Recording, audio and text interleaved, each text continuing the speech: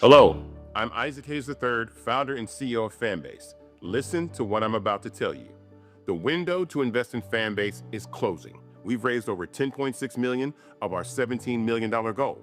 That means there's room for less than 6,370 people to invest in Fanbase for the average amount. The minimum to invest in Fanbase right now is $399. That makes you an owner in Fanbase today. Go to startengine.com/fanbase to invest. Why? Because current social apps have taken advantage of users for far too long, with content suppression, shadow banning, harmful racist content, and no real tools for monetization and equity. Fanbase has over 1.4 million users and counting, allowing anyone to reach all their following and monetize their content from day one. Social media is the new TV, and whoever owns the apps that distribute that content have the opportunity to own potential billion-dollar companies. While big platforms with uncertain futures are failing to serve their users, Fanbase is stepping up to fill the gap. Don't wait until it's too late. Invest now, invest for yourself and your future. Go to startengine.com/fanbase and own the next generation of social media.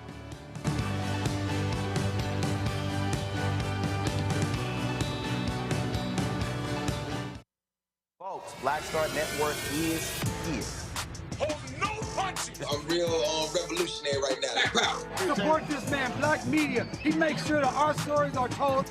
Thank you for being the voice of Black America, Roland. Stay black. I love y'all. All momentum we have now, we have to keep this going. The video looks phenomenal. See, this difference between Black Star Network and Black-owned media and something like CNN. You can't be Black-owned media and be scared. It's time to be smart. Bring your eyeballs home. You dig?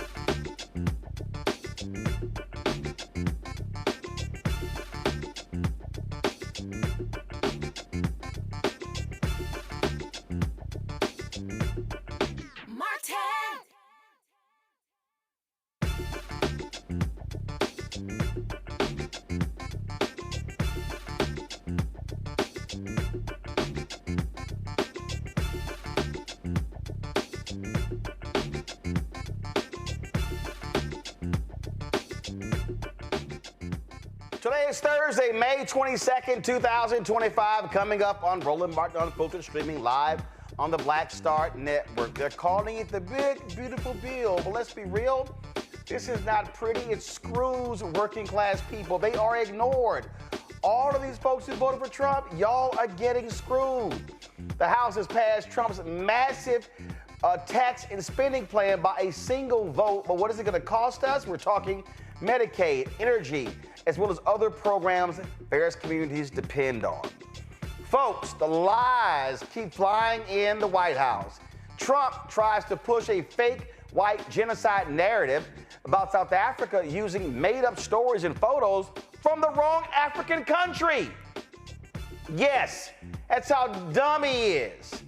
Big win for public education. A federal judge has blocked Trump's attempt to dismantle the Department of Education, calling it unconstitutional and a threat to students across the country. They continue their attack on Harvard now, saying unless Harvard complies in the next 72 hours, they cannot accept any more international students, and all international students with visas gotta transfer. These people are insane. Plus, tonight in Marketplace, we're giving flowers to a black entrepreneur who's sweetening the game. The founder of BitToy Sweet Treats will be on the show to talk legacy, hustle, and building a business from scratch. And also, Scott Jennings of CNN literally made a comment about the poor last night that I found so abhorrent, especially for a man who's born in a broke-ass state called Kentucky. Oh, I got to roast his ass. It's time to bring the funk on Roland Martin Unfiltered. On the Black Star Network, let's go. He's got whatever the miss, he's on it. Whatever it is, he's got the scoop, the fact, the find. And when it breaks, he's right on time and it's rolling. Best believe he's knowing. Putting it down from sports to news to politics. With entertainment just for kicks, he's rolling. It's on go, roll, y'all. It's Roland Martin, yeah. Rolling with Roland now. He's funk, he's fresh, he's real, the best, you know he's Roland Martin now.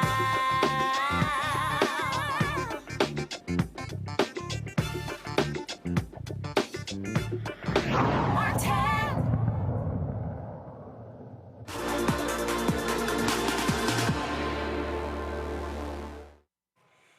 Folks, we are really dealing with a thug in the White House. Today, they sent a letter to Harvard University saying that they are banning any international students at Harvard, and if anyone with a visa, they must transfer in the next 72 hours unless they comply with these directives from these idiots. Well, guess what? A federal judge literally has just blocked them from terminating the legal status of international students. A U.S. District Judge Jeffrey White has made that decision, blocking the Trump from terminating the legal status of international students, including at Harvard, all across the country.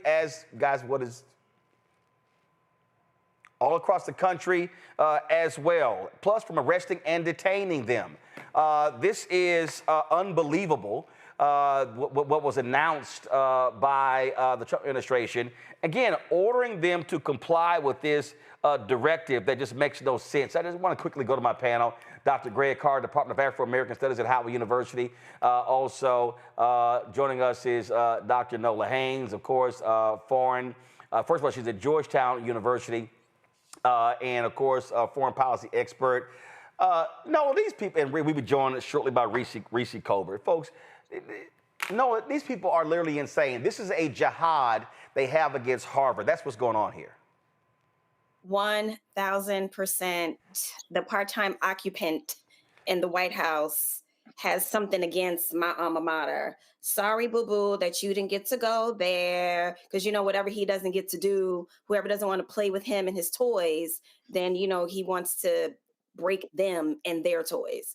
I'm just so over Trump and his little cabal. Every day is something with these people. And it's so petty and it's so childish and it's so obvious and it's embarrassing. Like, I am over these people, but I'm happy the judge stepped in and said, no, slow your roll. You cannot unilaterally, I'm going to say this word a lot tonight, Roland, unilaterally. I know Trump thinks he's a king, but he is not a king. You just can't decree things by order of King Trump. That's not how it works. I'm going to stop there. Greg, they're thugs. They're absolute thugs. That's who they are. They're going after Harvard. They're going after Columbia. They're going after all these schools. And to sit here and say, because first of all, 27% of Harvard's students are international. And those are the people who pay full freight. And so Trump is trying to go after the money. Yes. And, you know, Roland, it's certainly absurd. He's certainly a clown, or as Lamont King calls him, a bozo. Bose, not Hove, but Bose. But the reality is that there's a method to this madness. It isn't in his dissembled, dissolving brain. It's in the brain of Russell Vought and Project 2025. You know, remember, Russell Vaught's the quarterback of Project 2025. Chapter 2 of Project 2025, Executive Office of the President of the United States. Vought elaborates on this absurd, expansive theory of the executive. Basically, the president is a king in the mind of this clown. I'm saying that to say this. The confrontation is the point. The Atlantic just did a long article on Russell Vought talking about Trump 2.0 and where this is headed. This goes back to what we've talked about so many times, and you've walked through Project 2025, the Schedule F. You know, he's the architect of that, replacing all the staff people in the federal government with loyalists and all that. But in this particular case, remember last week, the Supreme Court ruled trying to push back, but not completely like they should have, against the idea that a federal judge in one district can make a ruling that would apply to the country. Well, we just saw that. We're seeing that in real time in terms of the importance of that with this ruling. I'm saying all that to say this. Yes, your little boy didn't get into Harvard, Donald. I'm sorry about that with Barron. And yes, as you say, Nolan, as you say, Dr. Haynes, it's petty, it's vindictive. And the deeper approach is destroy the universities, destroy the federal government completely. Not shrink it down where it can drown, like Grover Norquist would say, but literally remake it into a weapon for white nationalism. And remember, in terms of HBCUs, this is always stuck in the craw of those. Like, remember when you covered the story about those white nationalists in North Carolina that wanted to stop out-of-state people from coming? Remember the percentage of international students, and I'm not just talking about continental African students, the percentage of international students at HBCUs is outsized. They're from Nepal, they're from China. This is an existential threat to the intellectual infrastructure of K-12 and university level. They're not going to get away with it in the short term, but make no mistake about it, they are doing this to force a confrontation with the courts, not to try to be nice and avoid one. Oh, absolutely. That's exactly what's going on. I mean, so they want this battle. They want this fight. This is what it's all about. Reese Cobra joins us right now. And Reese, I'm telling you, let me be real clear. I don't give a damn about Harvard. I don't. Yeah, you say that all the time. Every time I hear my Harvard year. I don't give a damn about Harvard. I don't give a damn about any of these Ivy League schools. But what I do understand is that what they are doing is a precursor to what they want to do to other schools, and HBCUs better take notice. Well, that's 100% correct, Roland. And to be fair, that's probably why they go after Harvard, because who's going to be that sympathetic of Harvard? It's a bunch of Ivy League educated people. They have massive amounts of money in terms of their endowments. And so they don't necessarily make the most sympathetic cause, even for the average layperson who doesn't agree with what Donald Trump is doing. But also, Reese, though, if you do go after Harvard and take them down because they have the most money, you know anybody below them. That listen, you saw the other Ivy League schools that buckled because they can't withstand that level of pressure like Harvard can. So you go after the big fish. And that's why we have to connect the dots, as you've been doing, or as everybody's been doing so far. This is an opening salvo. Now, how many times have we said that over the past couple of years about what the opening salvo was? It's a test case. And so why not take out the biggest fish that you can take out first, and then everything else crumbles? But the other part of it is just the humanitarian aspect of it. Harvard is powerful. Individuals are not powerful. And so if people have to be worried about being snatched off the street because arbitrarily Kristi Noem with her stupid ass, or whoever, Marco Rubio, decides that they're going to revoke a foreign student's visa status, that it makes them less likely to not only want to study at Harvard, but to want to be in this country at all. Mm-hmm. And so we have made a trade-off through Donald Trump between white, South African, pro-apartheid peasants and physicists and doctoral students who are from other countries, all because of the priority and the delusional misplacement of value that Donald Trump puts on whiteness. And so this week could not be any more glaring about how wrong the choices this administration is making and how wrong of a direction this country is heading in. Every single thing, when you look at all the choices that are being made and the fake justification for them, this shit is beyond off the walls crazy. It is. And what we're dealing with here again, and I need people to understand, and we're putting this in the context because it rightly deserves it. We're dealing with thugs. We're dealing with arrogant individuals. We're dealing with people who do not believe in the rule of law. Right. These folk don't believe it, Nola, and what they are in their minds.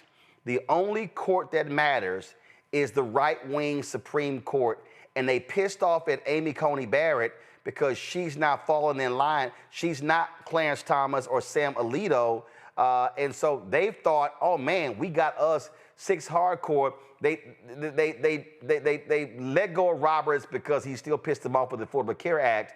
They thought they had 5 solid. Now they mad as all get out because so Trump's whole deal is, yo, I got my court. I can do whatever I want to do because they gonna let me.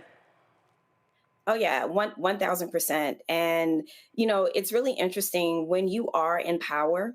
And in this case, we're talking about the Supreme Court.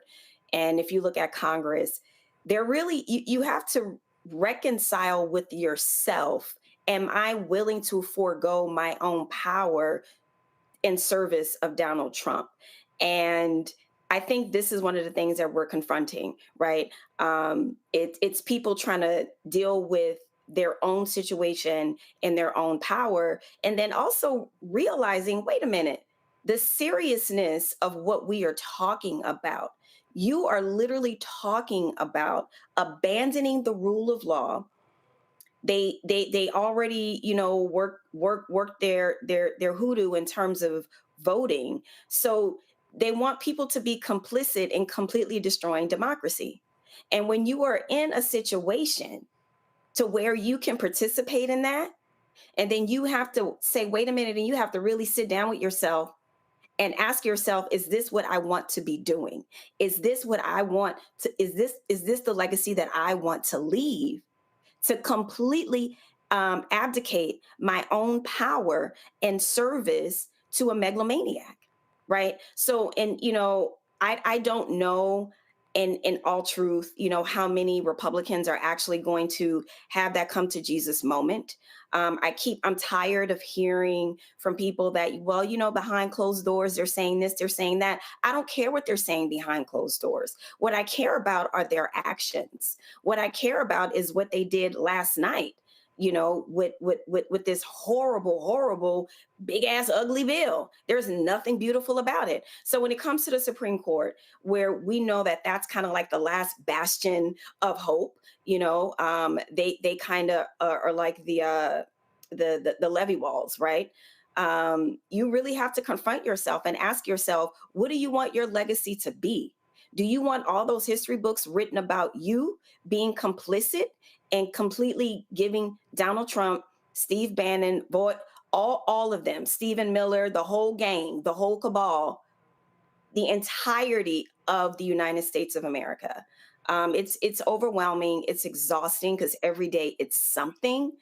But I will say, just like Trump won, the judiciary has stepped up in many cases to hold the walls of democracy. We'll see if that will continue to happen. Oh yeah, I mean, Greg, we again, I for all them simple Simons out there who we kept trying to explain why the courts matter, and they listening to these fools, you know, yelling and screaming that they Pan-Africanists and all this little nonsense, and saying, oh, your vote don't matter, and them judges don't matter.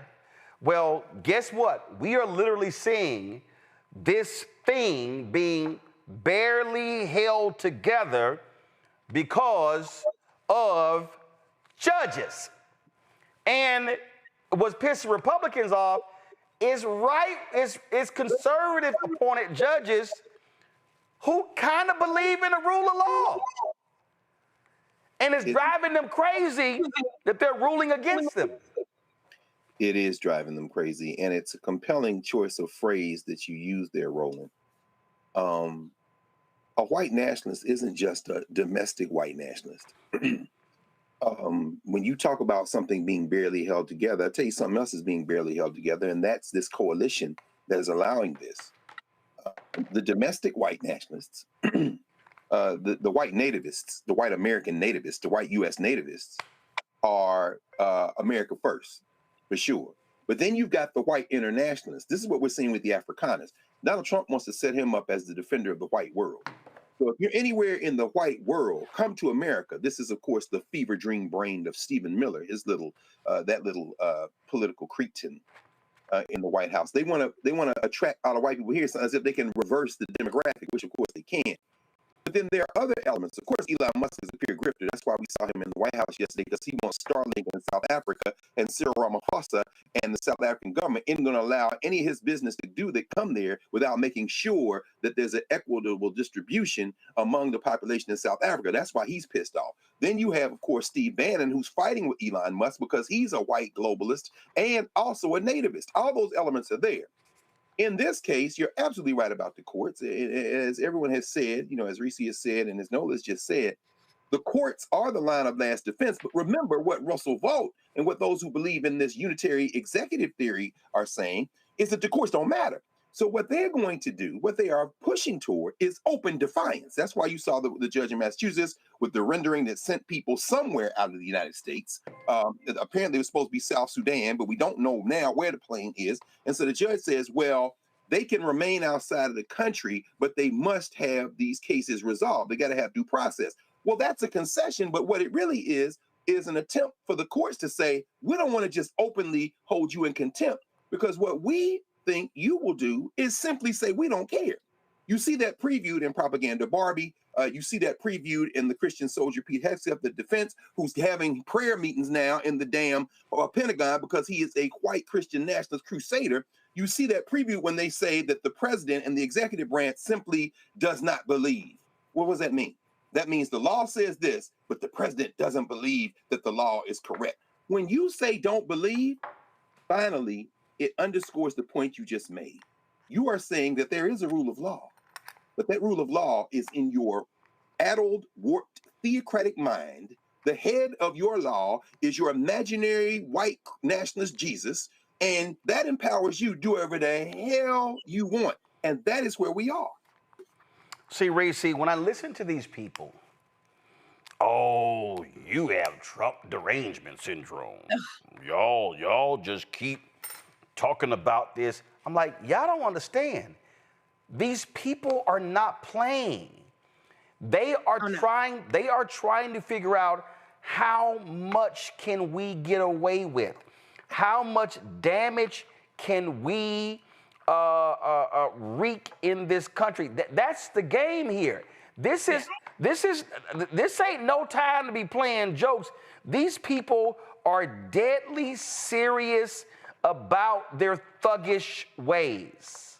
Absolutely. I mean, look, they've already gotten generational gains. We said this back when when Donald Trump was elected in 2016, and we said that was on the line in 2020 as well. And it's the same thing. What they're playing for now is for keeps. They're not playing for a generation. They're playing for a permanent realignment that will solidify their white minority rule, and more specifically, white billionaire minority rule. Because trust me, those little South Afrikaners that they done brought in, they're going to be out there tilling the fields with the other white farmers that are being displaced by this war on USAID and the tariff wars. And so this is strictly about making sure that they are entrenched and ingrained in every single aspect when it comes to power. That's why they're going after Congresswoman McIver. They're saying they've already said judges don't matter. They arrested a white lady judge, and she's still facing charges in Wisconsin. Now they've arrested a black woman congresswoman because they figured, who gonna give a fuck about a black woman being already abused by these mass ICE agents, and then turn around and have her power, the power that is vested in her through the Constitution and through her duties and her being an elected official, stripped from her. And so they have strategically, and to their credit, they've been very, very clever about this. They have each time picked their target that will result in the least amount of resistance, that will result in people saying, well, that ain't got nothing to do with me. That's what they're doing right now with this Medicaid cuts, with these SNAP cuts. I ain't on Medicaid. I ain't on SNAP. I work for my stuff. I ain't getting no hands out. They know what they're doing. And even though as much as we try to call it out and try to tell people, like, stay woke, like this is what the tea is, people still have their heads in the sand. That's why we had 89 million motherfuckers stay at home when everything was on the line. Not even just trying to undo some of the damage of Trump, which Biden Harris managed to do, but to try to hang on to some semblance of a country. I know Dr. Carr ain't gonna miss it, but for the rest of us who kind of like the kind of thing, we got a good game going on, shit's canceled. They playing for keeps, like you said, Roland. That is the case. All right, y'all, we got to go to a break. We come back. We're going to break. The amount of lies that were being told yesterday in the Oval Office, absolutely stunning. And we're going to show you how dumb and inept Donald Trump is. You're watching Roland Martin Unfiltered right here on the Black Star Network. This week on A Balanced Life, we are talking about the many women and female role models that play an integral role in our lives. From helping to boost our self-esteem to checking us when we get out of line. These women deserve their flowers for helping us to become who we are today. The women in my lives who have just impacted me so much, have challenged me.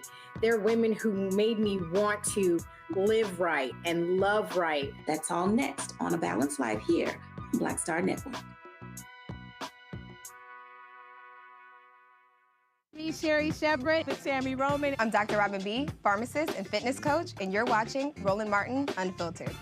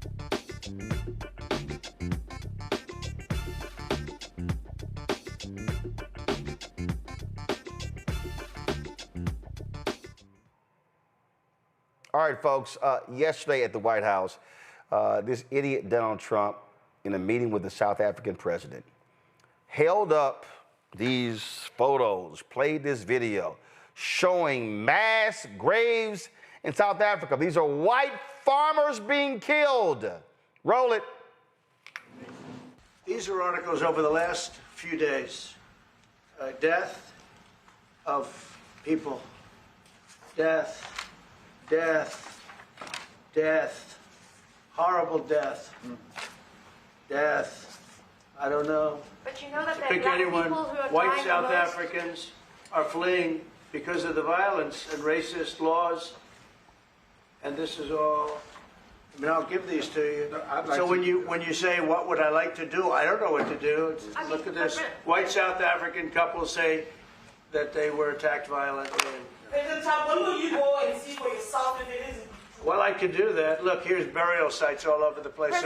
These are all white farmers that are being buried. President Trump. And he asks about a jet that was given. My first question is about Afrikaners. You know, you are so bad. You're such a bad reporter. If they're committing genocide, why invite them? Sir, if they are committing genocide, why invite the South Africans to the White House? May I finish, please, President Trump? President Trump. This is one after another. This family was wiped out. I'm just looking. Can we get a response from President Trump? Can you give us your reaction to those videos, Mr. President Trump? Well, I think the videos are so. No. When you look at the videos, I mean, how does it get worse? And these are people that are officials, and they're saying that kill the white farmer and take their land. That's what it is. And I have other friends in South Africa. I have people that left. One in particular that says you can't go there. He said they want to take your land. They take your land and they kill you. It's okay, and they say it's okay to do. Now we're going to talk about it, but this is a tremendous look. This is a story recent. These are all people that recently got killed. Yeah.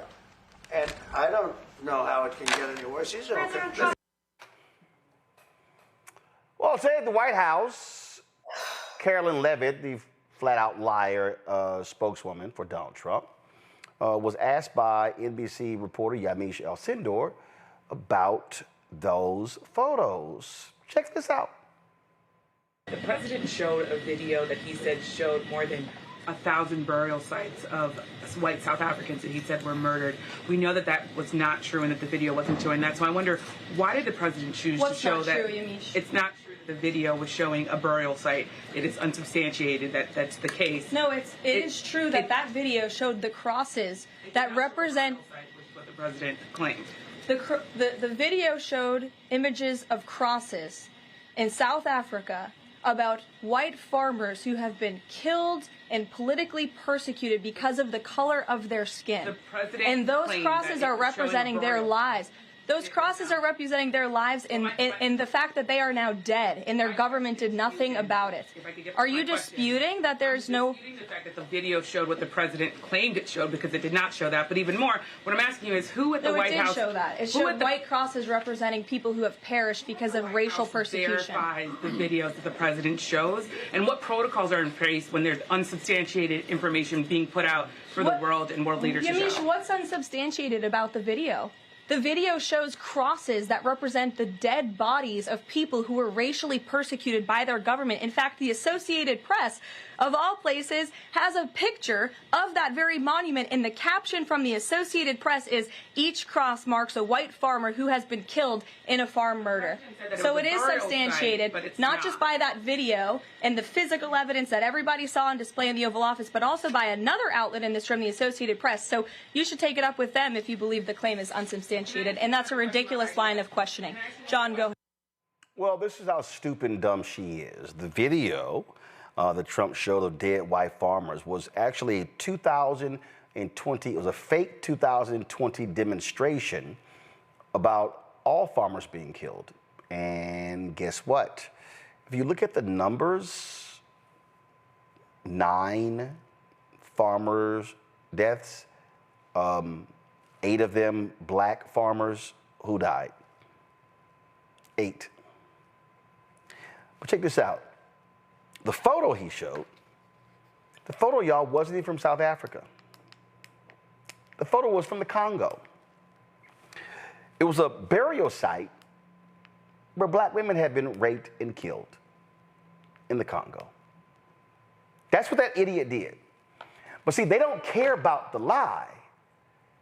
What they care about is how the lie traveled and how it built sympathy. Oh my God, look at this, how the white farmers are being attacked. This is just shameful what's going on.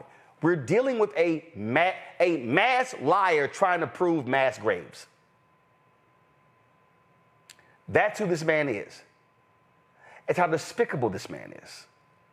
It's how shameful this man is. What did I say to Chris Christie on ABC in September 2021? And this is the reason why I haven't been back.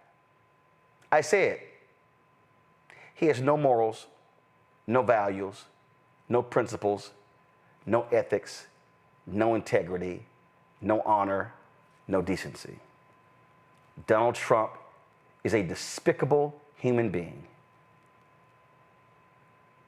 He truly is the orange stain in a white pair of shorts. That's who he is. He is a liar. He's a narcissist. He was disrespectful to the black folks from South Africa yesterday, and the only people who he would listen to were the white people from South Africa. That's who this thug is. He is a liar. And instead of admitting, man, we kind of screwed up, no. Instead of saying, well, the image shows Red Cross workers responding to a tragedy, no. Trump's like, these are all white farmers being buried. Because they care about whiteness. They care about whiteness. And that's all that matters. It's about whiteness. I don't watch CNN, but this was a conversation on Abby Phillips' show last night where Scott Jennings, their resident white conservative MAGA Trump loving fool, made it clear all he cared about are the white folks. Straight up, I mean, we have the numbers. It is completely unsubstantiated. I mean, Scott, you're saying it's not true that some white farmers have been murdered?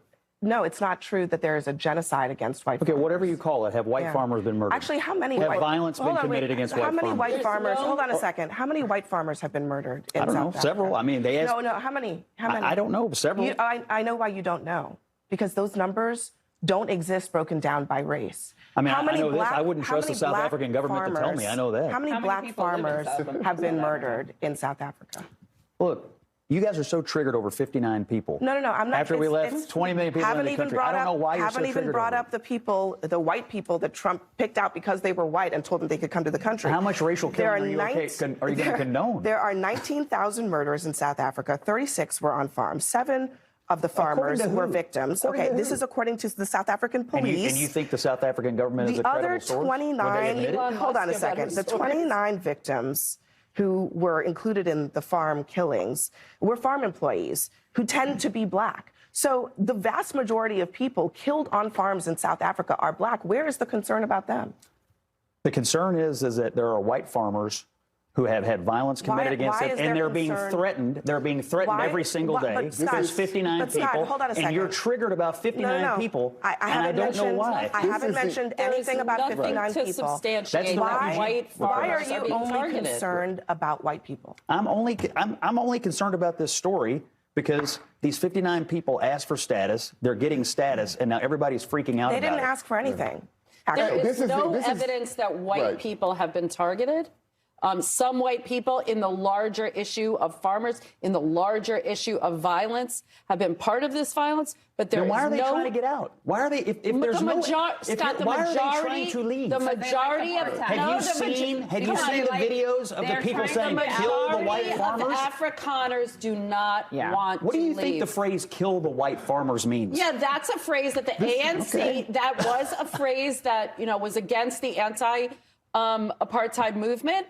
But the ANC, who's ruling the government, the president's government, has disavowed that phrase, has disavowed any songs, and there's no evidence that white people are being targeted. And the majority of Afrikaners do not want to leave. They're not a part of the government, Scott. Right. You're taking a fringe movement and you're trying to make it a characteristic of an entire nation.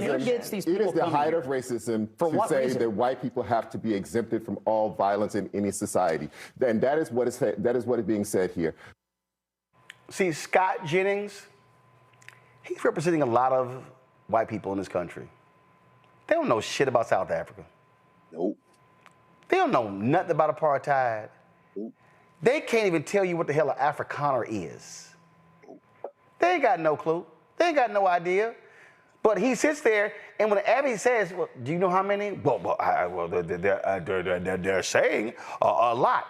sounds exactly like Trump. Let me just repeat whatever bullshit that I came across, and let me say it emphatically and loudly and arrogantly, and then therefore you should believe it. That's what we're dealing with here, Greg. We're dealing with, again, white nationalists, white supremacists who do not care about the black people of South Africa. Scott Jennings and Donald Trump are the same people who are advising Ronald Reagan to veto the bill, the sanctions bill against the racist apartheid regime in that black majority country. Yes, sir. I'm taking measured breaths here because the only form of diversity, equity, and inclusion in this funky criminal enterprise is whiteness. Scott Jennings, who certainly has aspirations beyond his paid role at CNN to represent ignorance, whether it be the governor of Kentucky, senator from Kentucky, congressperson from Kentucky. Smart Jennings is a human joke, but I'm gonna tell you what else. This is what makes Black Star, another reason Black Star Network is so important. There was nobody on that panel equipped to cut his entire throat. Let me be very clear about this. The 59 that he is so concerned about, I understand his concern because as a DEI product over the last 500 years, that type of white person understands the only way they can succeed in human society and compete in human society is to have the leg up of the color of their skin. Smarm Jennings, you should write your own hillbilly elegy to join your eyeliner friend in the White House, Junior Varsity Vance, who is also a product of affirmative action diversity called whiteness. To cut his throat properly, someone on that panel, including Abby Phillip, who is increasingly uncomfortable, but hey, that's the price you pay when you don't come to an independent Black space where you can say what you need and what you want. They weren't prepared to understand, as Alec Russell, writing in this morning's Financial Times under the headline, op-ed headline, "Listen to Afrikaners, not Trump," on the state of South Africa, that the country of South Africa, its constitution runs circles around the Constitution of the United States. Not only is equal protection enshrined in the South African Constitution, but so is affirmative action. Guess who benefits from affirmative action in South Africa? The Afrikaners. Abby and the panelists misspoke. The Afrikaners are in the coalition government of the African National Congress. Their party is in fact called the Freedom Front Plus. One of their strongholds is the Orange Free State. That is the place where the Voortrekkers ended up. There are people who know the name Paul Kruger, for example, one of the most racist of the early Afrikaners, or later Pik Botha, and all of those people. That's what South Africa is. It is a truly multiracial democracy. I thought that the president, Cyril Ramaphosa, did a remarkable job yesterday of talking to his audience, which is the world. Remember, the United States is not in the BRICS. That's Brazil, Russia, India, China, and, I'm trying to think South Africa, and more than half of the people in the world. What he did was sit there calmly while that clown showed the rest of the world that maybe it's time to move away from the dollar as the reserve currency because they're being ruled by a madman and too many of them support him. What he showed people yesterday when he said, "I'm sorry, I don't have a plane to give you." In other words, you're crazy as hell and you're susceptible to bribes. And then what does that clown do? He says, "Yeah, if you had a plane, I'd take it," signaling that America is for sale. And then finally, these Afrikaners, Reese, you said it right. These 59 are part of this scheme, this open white national scheme to bring everybody white to the United States. By the way, all you are descendants of slaves, while you're clinging to the hem of your master's garment, your master wants to bring all the white people from outside the country here because he's a pan-Europeanist and you're a stupid-ass descendant of your slave mentality. Those 59 are what they would call in Afrikaans, the word is Bitchelinders. Bitchelinders are white people when given even affirmative action in South Africa, are still unable to compete, and what they are doing is grifting the nativist white nationalism of the United States. You know what the greatest fear of the Afrikaners in South Africa? Their greatest fear is the loss of their language, the loss of their culture, because their minority is shrinking. What they are not scared of is the erasure of their history, because guess who props up Africana history in South Africa? The government of South Africa. I've been there a half dozen times. Every damn statue they got is still there.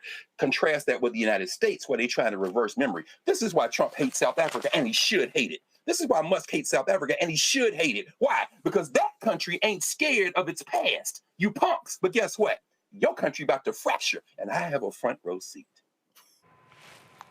Noah, it is remarkable the level of stupidity that is on stage that supposedly represents this country.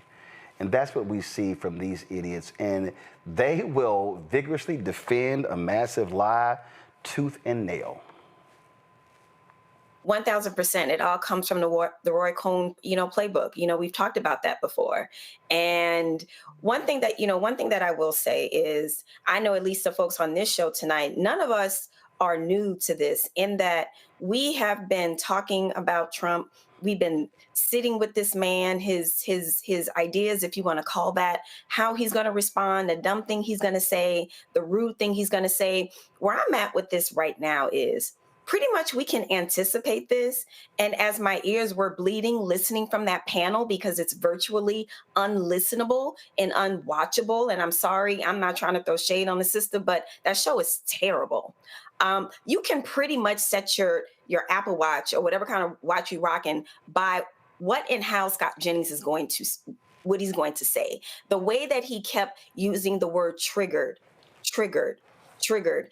That's intentional. He was never going to answer the question. It has nothing to do with that. But what he is able to do, he's always able to be the loudest voice in the room, because like they all do, they're loud, they're rude, and they're very confident and very arrogant with the way in which they communicate. Even listening to the so-called press secretary, the way that she was drowning Yamiche out, because they never want to listen and respond to actual facts. The way that they respond is by demeaning you and trying to discredit what you're saying, which isn't an actual response. So by now, we should know this.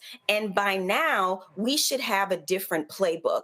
And, I know that, Dems, we pride ourselves on facts and beating them back with the facts. Okay, we can do that. But it's also time to anticipate what's going to be said and to be ready for the non-answer.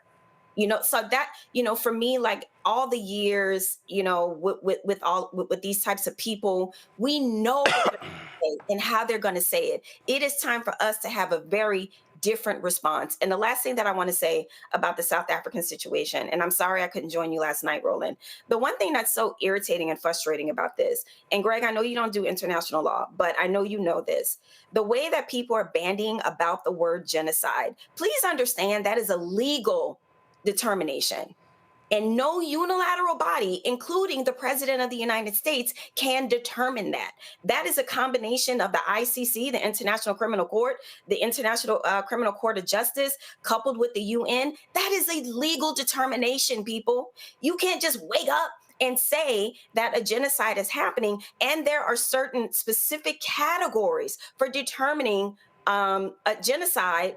And let me tell you something. Being displaced, even if they were being displaced, which they aren't, being displaced is not determinative of genocide.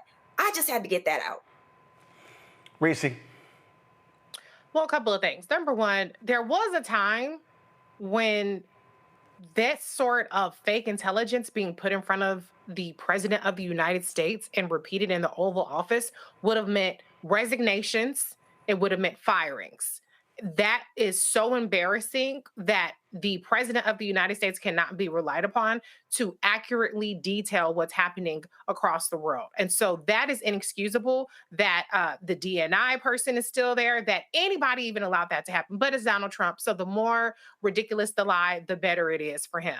The other thing, though, is the irony of these Afrikaners is if these people were in the Appalachia, or they were working the mills, or displaced mill workers, or displaced coal mining workers, the same Scott Jennings and all these Republicans would be enthusiastically doing cartwheels to take away their health care, to take away their food stamps, to tell them pick yourself up by your food, by your bootstraps, to cancel any kind of disaster relief because they live in Tornado Alley and they're affected by hurricanes. And so we're seeing South Afrikaners get more protection and more provisions made for them than all of these red state MAGA white voters who are going to get a kick in the face from the bills that this Republican administration has passed. So I hope that they're satisfied, because they went to that ballot box to vote for xenophobia, to vote for racism and sexism and all that kind of stuff. They thought they was getting rid of the Mexicans and the Haitians and whoever the hell else, but they importing a whole bunch of moochers who are going to do nothing but laugh in the face at how easy it was to scam the United States out of a chartered flight and a whole new life in a country because they couldn't hack it back home. Yep, and they did not like the black woman. All right, folks, hold tight 1 second. We come back. We're going to hear from Candace Kelly, an update on what happened today in the trial of Sean Diddy Combs. Cue the music, please. And so we're going to have that shortly. And don't forget, we want you to support the work that we do. Join our Bring the Funk fan club. You want to contribute via Cash App.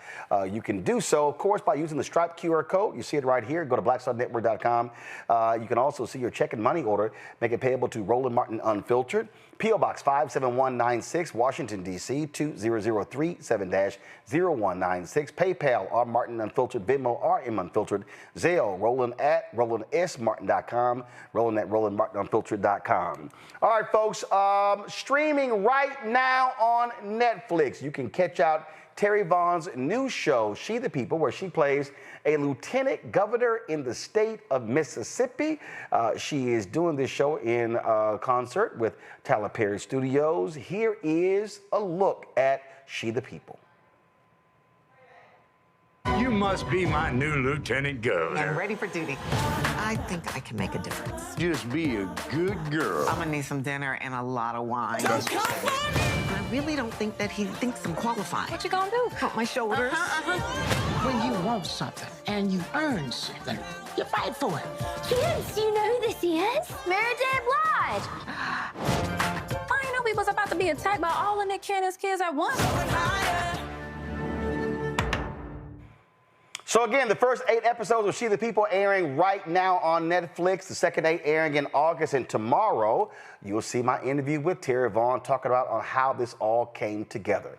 We'll be right back on Roland Martin Unfiltered on the Black Star Network. This week on A Balanced Life, we are talking about the many women and female role models that play an integral role in our lives. From helping to boost our self-esteem to checking us when we get out of line. These women deserve their flowers for helping us to become who we are today. The women in my lives who have just impacted me so much, have challenged me. They're women who made me want to live right and love right. That's all next on A Balanced Life here on Black Star Network. I am Tommy Davidson. I play Oscar on Proud Family, Louder and Prouder. Right now, I'm rolling with Roland Martin, unfiltered, uncut, unplugged, and undamn believable. You hear me? Just keep playing it.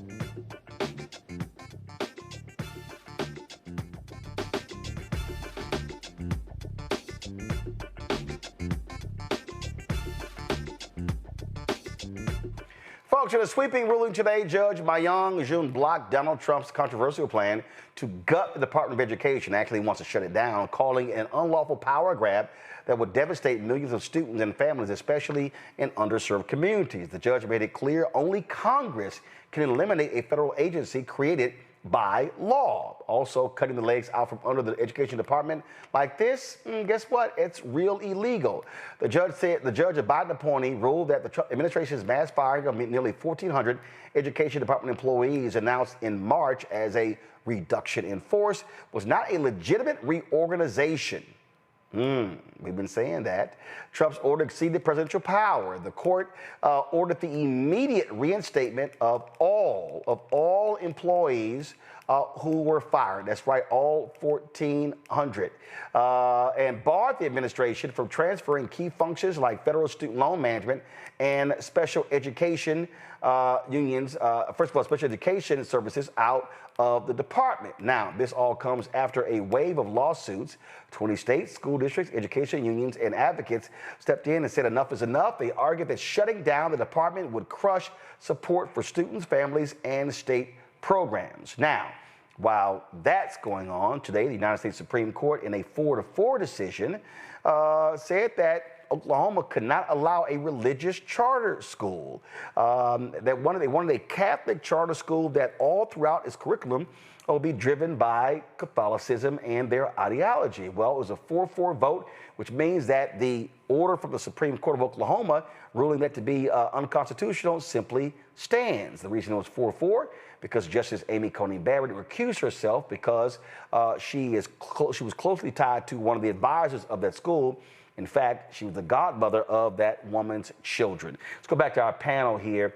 I'm going to start with you, Greg. The legal decision of the Supreme Court is critically important. And I was talking with somebody, I said, but we know what's going to happen. These right-wingers are going to try to launch their school somewhere else. They know they're going to get sued. They wanted to go all the way to the Supreme Court because then Coney Barrett would not have to recuse herself and they could potentially win 5-4. But I saw a great idea that someone posted. I was in a chat and someone said, you know what? Here's what should happen. They said that, give me 1 second. Hold on 1 second. I got to read it because it was just too funny. It was just too funny. They said, oh, you know what really should happen? They said, would it really be great if some Muslims decided to launch a madrasa and have the attorney show up in a head wrap he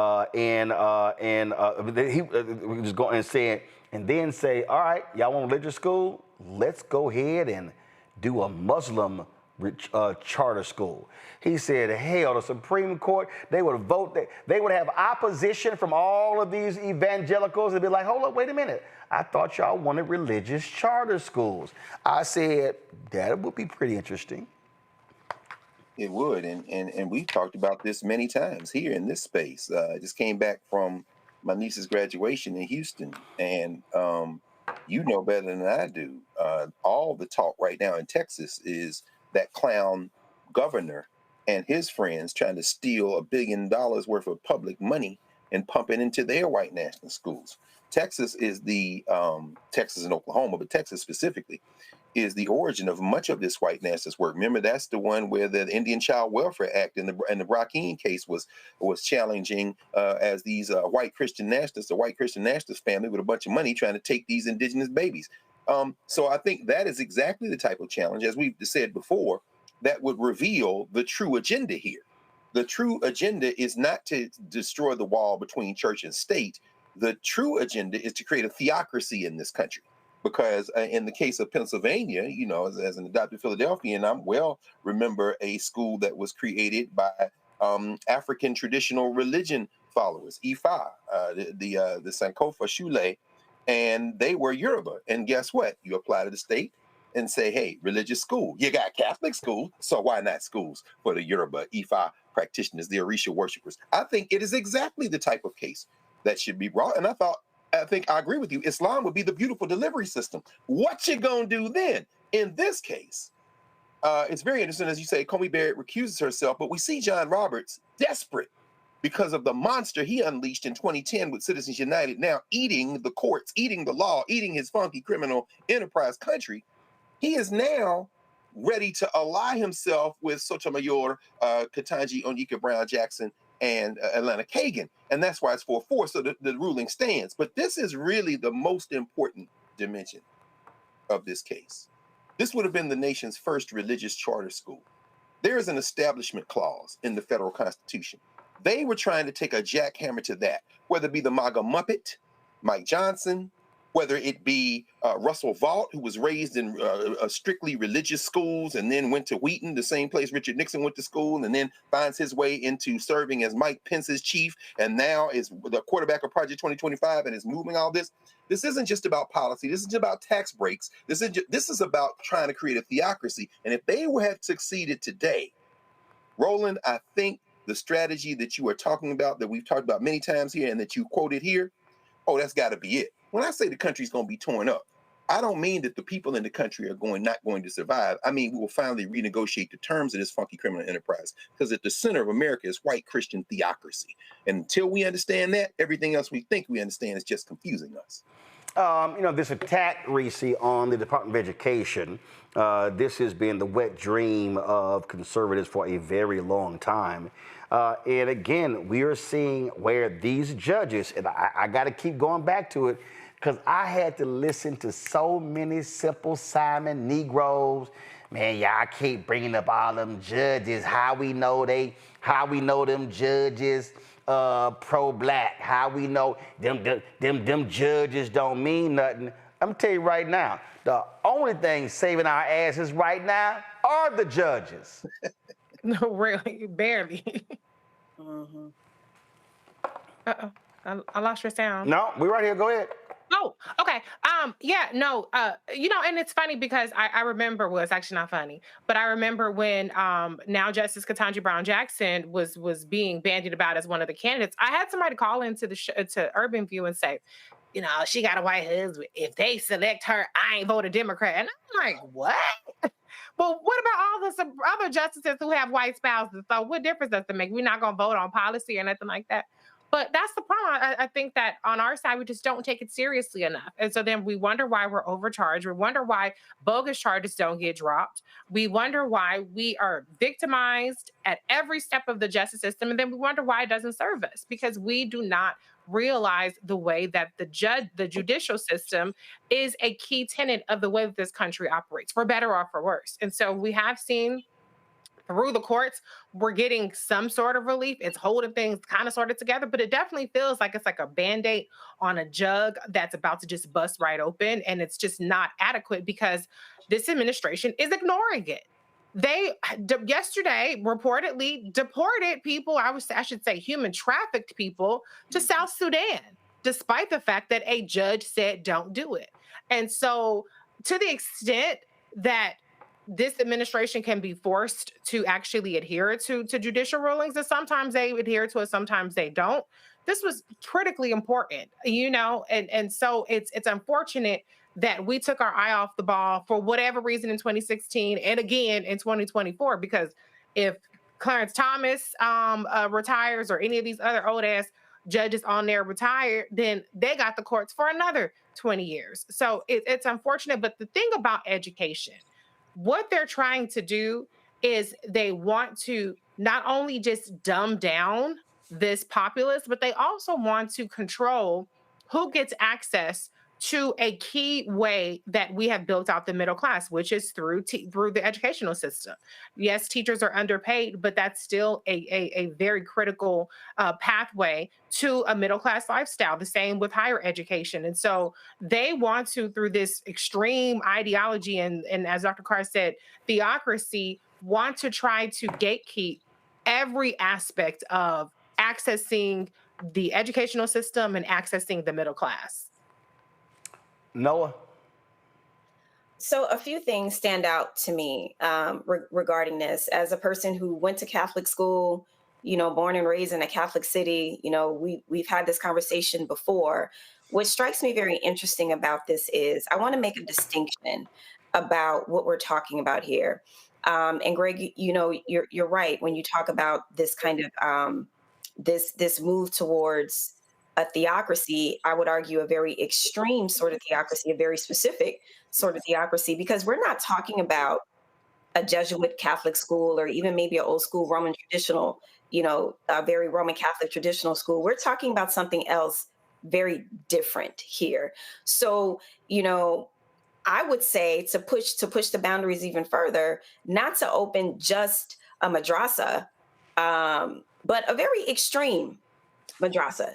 Right? Because that's really what we're talking about. That's really the difference towards this pivot, where some of the folks that are in this administration are connected to Opus Dei, which is the extreme wing of Catholicism, right? Which has been kept at bay in a lot of the Catholic school systems for a while. But this push and especially now that, they are well placed, that they're in power now, this is the move, right? This is to try and indoctrinate and normalize a lot of this kind of extreme Opus Dei kind of ideology, which is dangerous and problematic. And to Reese's point, absolutely, the goal of any autocracy, any autocrat, any tyrant is to have an uneducated mass. The past couple days, I watched this thing called the Great Courses, and I've been watching this course on medieval England. And what's so sad and what's so scary, some of the things that we are talking about in terms of an uneducated mass, the types of personalities that were in charge and all these different things. I'm watching this today. I'm like, why does this sound like 2025 in the United States of America? So to say that we are going backwards, the time machine isn't going back far enough. Like, they are taking us to a time where people could not read the Bible. So you had to trust what people were telling you. And that's the goal, right? The Book of Eli is one of the dopest movies on a planet because it tells the truth about the person who holds the Bible. The person who holds the Bible can tell you whatever they want to tell you when you can't read or write. And I hope I'm not being hyperbolic when I say this, right, but this is kind of the backwards trajectory that this country is on. All right, folks, hold tight 1 second. So I got to come back after the break to deal with CNN Scott Jennings. So last night, the issue of the poor came up within the framework of their discussion about this Republican big, beautiful bill. I think poor little Scott forgot where he came from. Oh, I'm going to explain when we come back. You're watching Roland Martin Unfiltered on the Black Star Network. On the next Get Wealthy with me, Deborah Owens, have you ever had $1 million idea and wondered how to bring it to life? Well, it's all about turning problems into opportunities. On our next Get Wealthy, you'll learn of a woman who identified the overload bag syndrome, and now she's taking that money to the bank through global sales in major department stores. And I was just struggling with 2 or 3 bags on the train. And I looked around on the train and I said, you know what? There are a lot of women that are carrying two or 3 bags. That's right here on Get Wealthy, only on Black Star Network. I'm Russell L. Honoré, Lieutenant General, United States Army retired, and you're watching Roland Martin Unfiltered.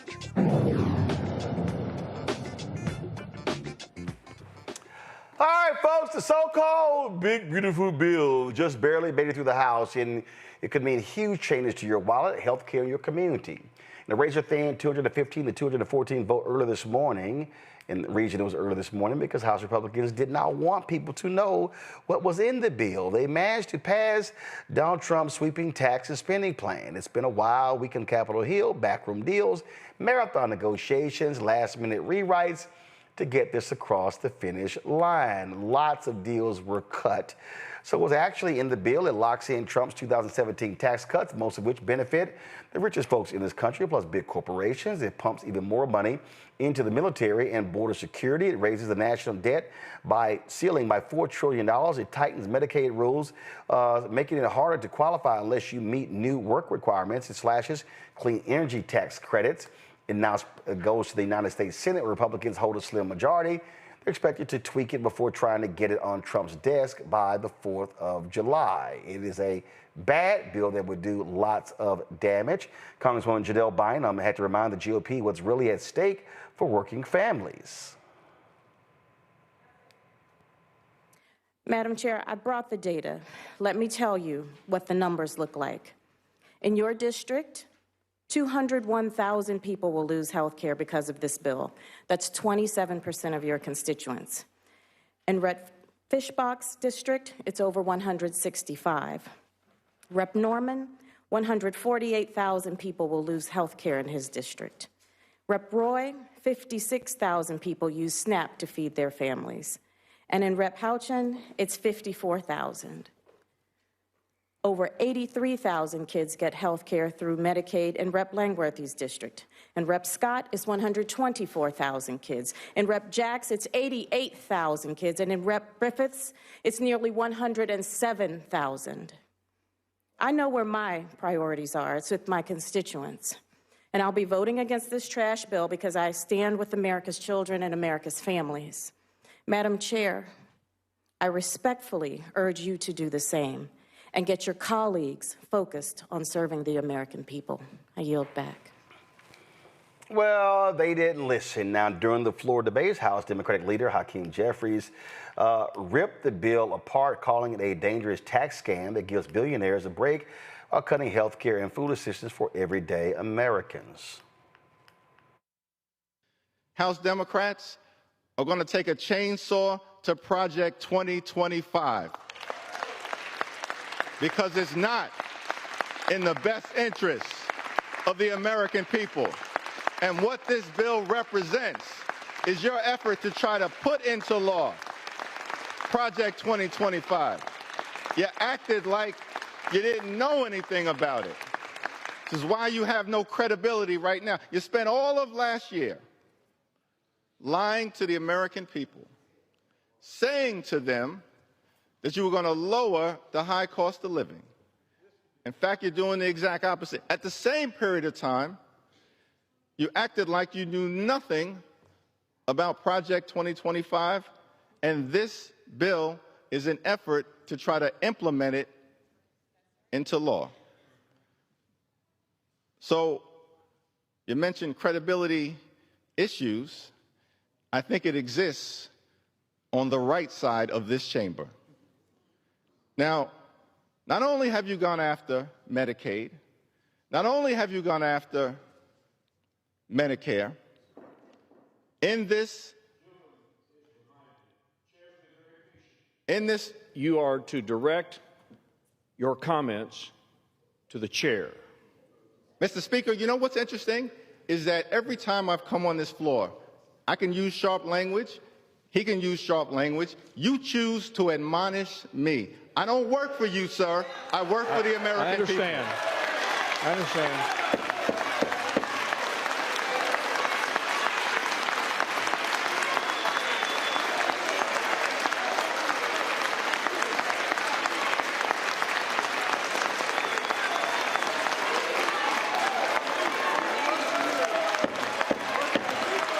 House will be in order.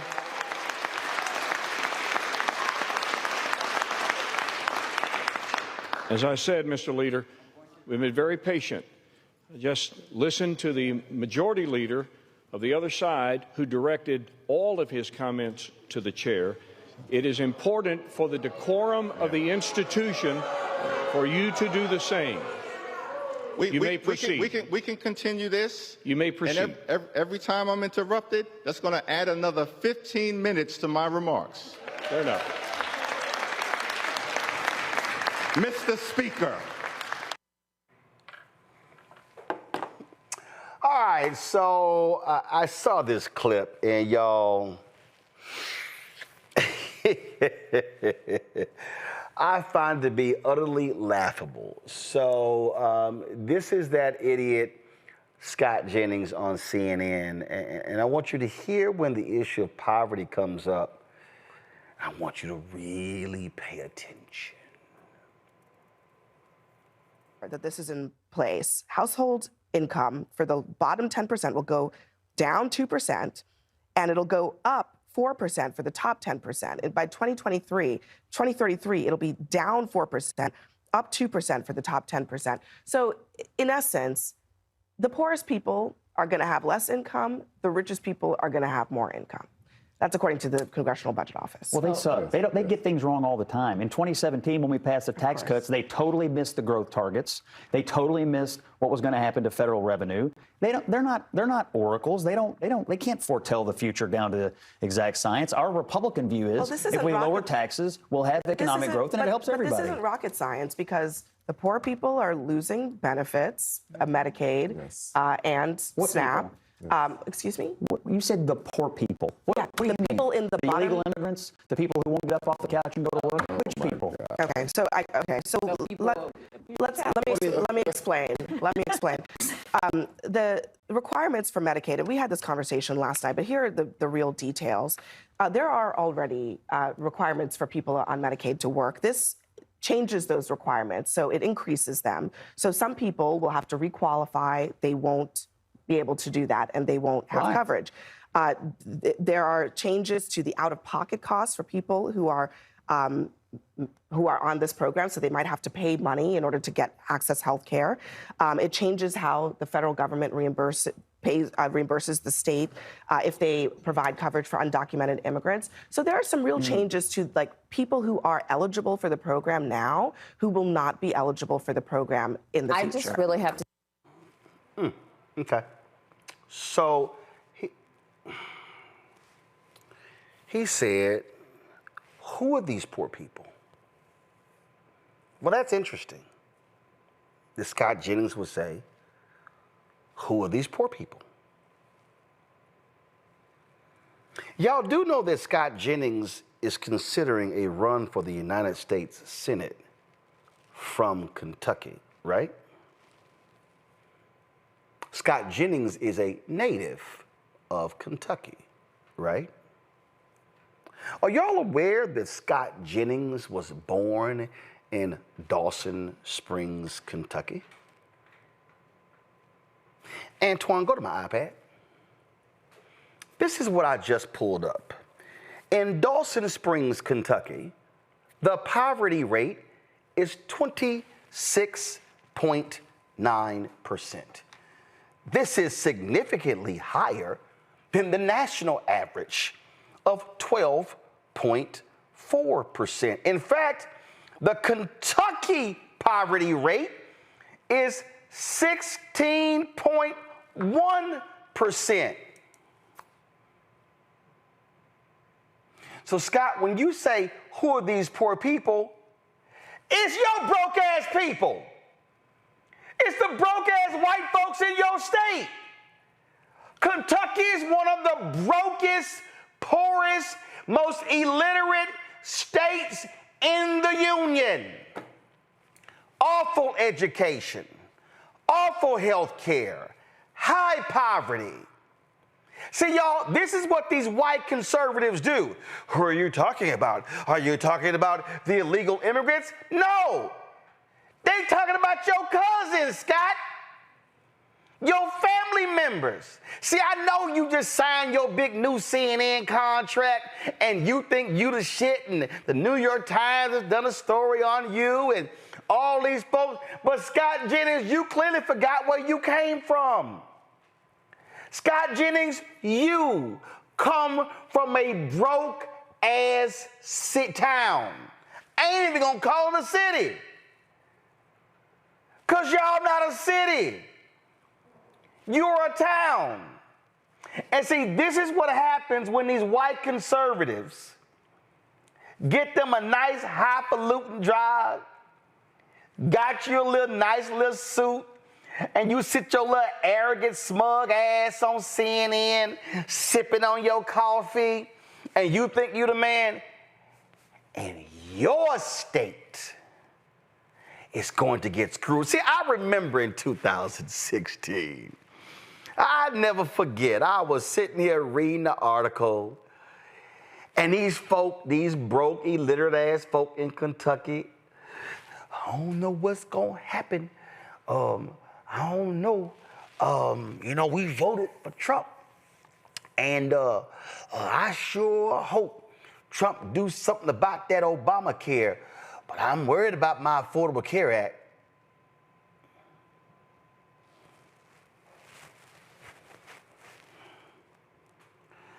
Them clueless ass folks didn't even realize that they were voting against their own interests. See, y'all, this is what trips me out.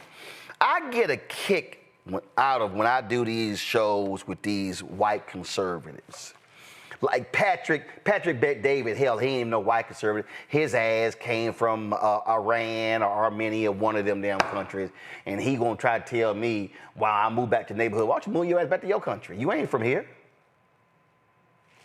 So, they love talking about y'all black folks. Y'all keep voting Democrat. And what have y'all gotten for it? Then they run these handkerchief heads out here like Candace Owens and Brandon Tatum. And they all come out here. Y'all ain't got nothing. Then you got that crazy ass fool out of Chicago, the fitness woman. Oh, this is what the Democrats, and what have y'all got? And what have y'all got? All right, y'all notice. They don't never ask white folks that question. The national media, they don't never ask white people in Mississippi and Alabama and Arkansas and Georgia and North Carolina and South Carolina and Tennessee and West Virginia and Kentucky and on and on. They never ask them, why do y'all broke, illiterate, uninsured white people, why do y'all keep voting against your own interest? What has the Republican Party given you? I know what they gave y'all is what Howard Dean said in 2004. God gave guns. Y'all love y'all guns. Y'all hate the gays. And y'all so-called love you some God. Except when it comes to feeding the poor, clothing the naked,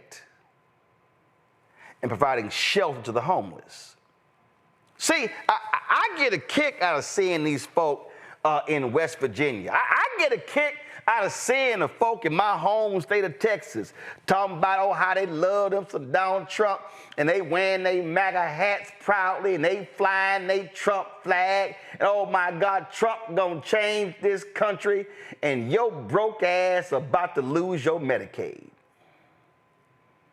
They've talked about how many hospitals are going to be impacted. Some 72 to 100 rural hospitals are not going to be able to pay their bills, but y'all thought y'all were doing something to the blacks.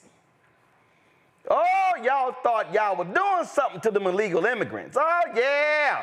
Oh, yeah, we going to go after them. Oh, yeah, we about to sit here.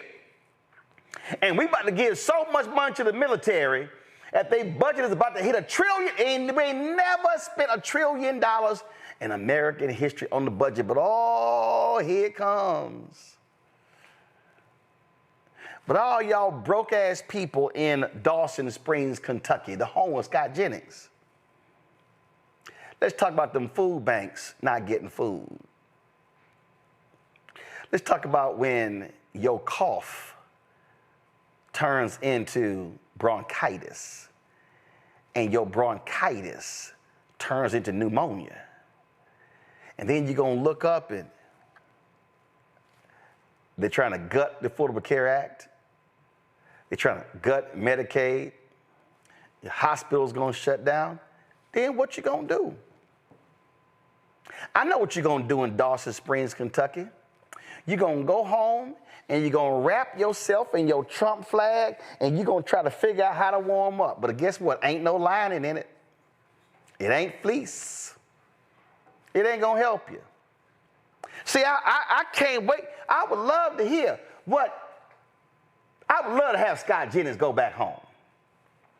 Matter of fact, CNN, why don't y'all send Scott Jennings on one of them silly little ass interview tours? You know, y'all love sending Van Jones out.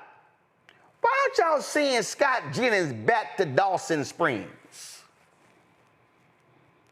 Why don't say, oh, hometown boy done gone national? Oh, we get to look up on TV and we get to look at our like little Scott Jennings. It's right here from Dawson. I bet they got a sign. Dawson Springs, Kentucky, home of CNN Scott Jennings. And then you get to go ahead, he get to come back. Let's have Scott tell them what happened to the program that helped folk pay their energy bills that got gutted by Elon Musk Doge.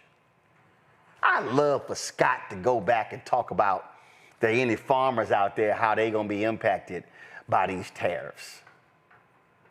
Antoine, go back to my iPad. Let me say it again, y'all. The poverty rate in Kentucky is 16.1%. But in Scott Jennings' hometown of Dawson Springs, Kentucky, the poverty rate is 26.9%. National rate is just 12. So the poverty rate is more than double that in Dawson Springs. Here's some more information right here. Comparison to Kentucky, the poverty rate in Dawson Springs. Come on back to my iPad, let's go.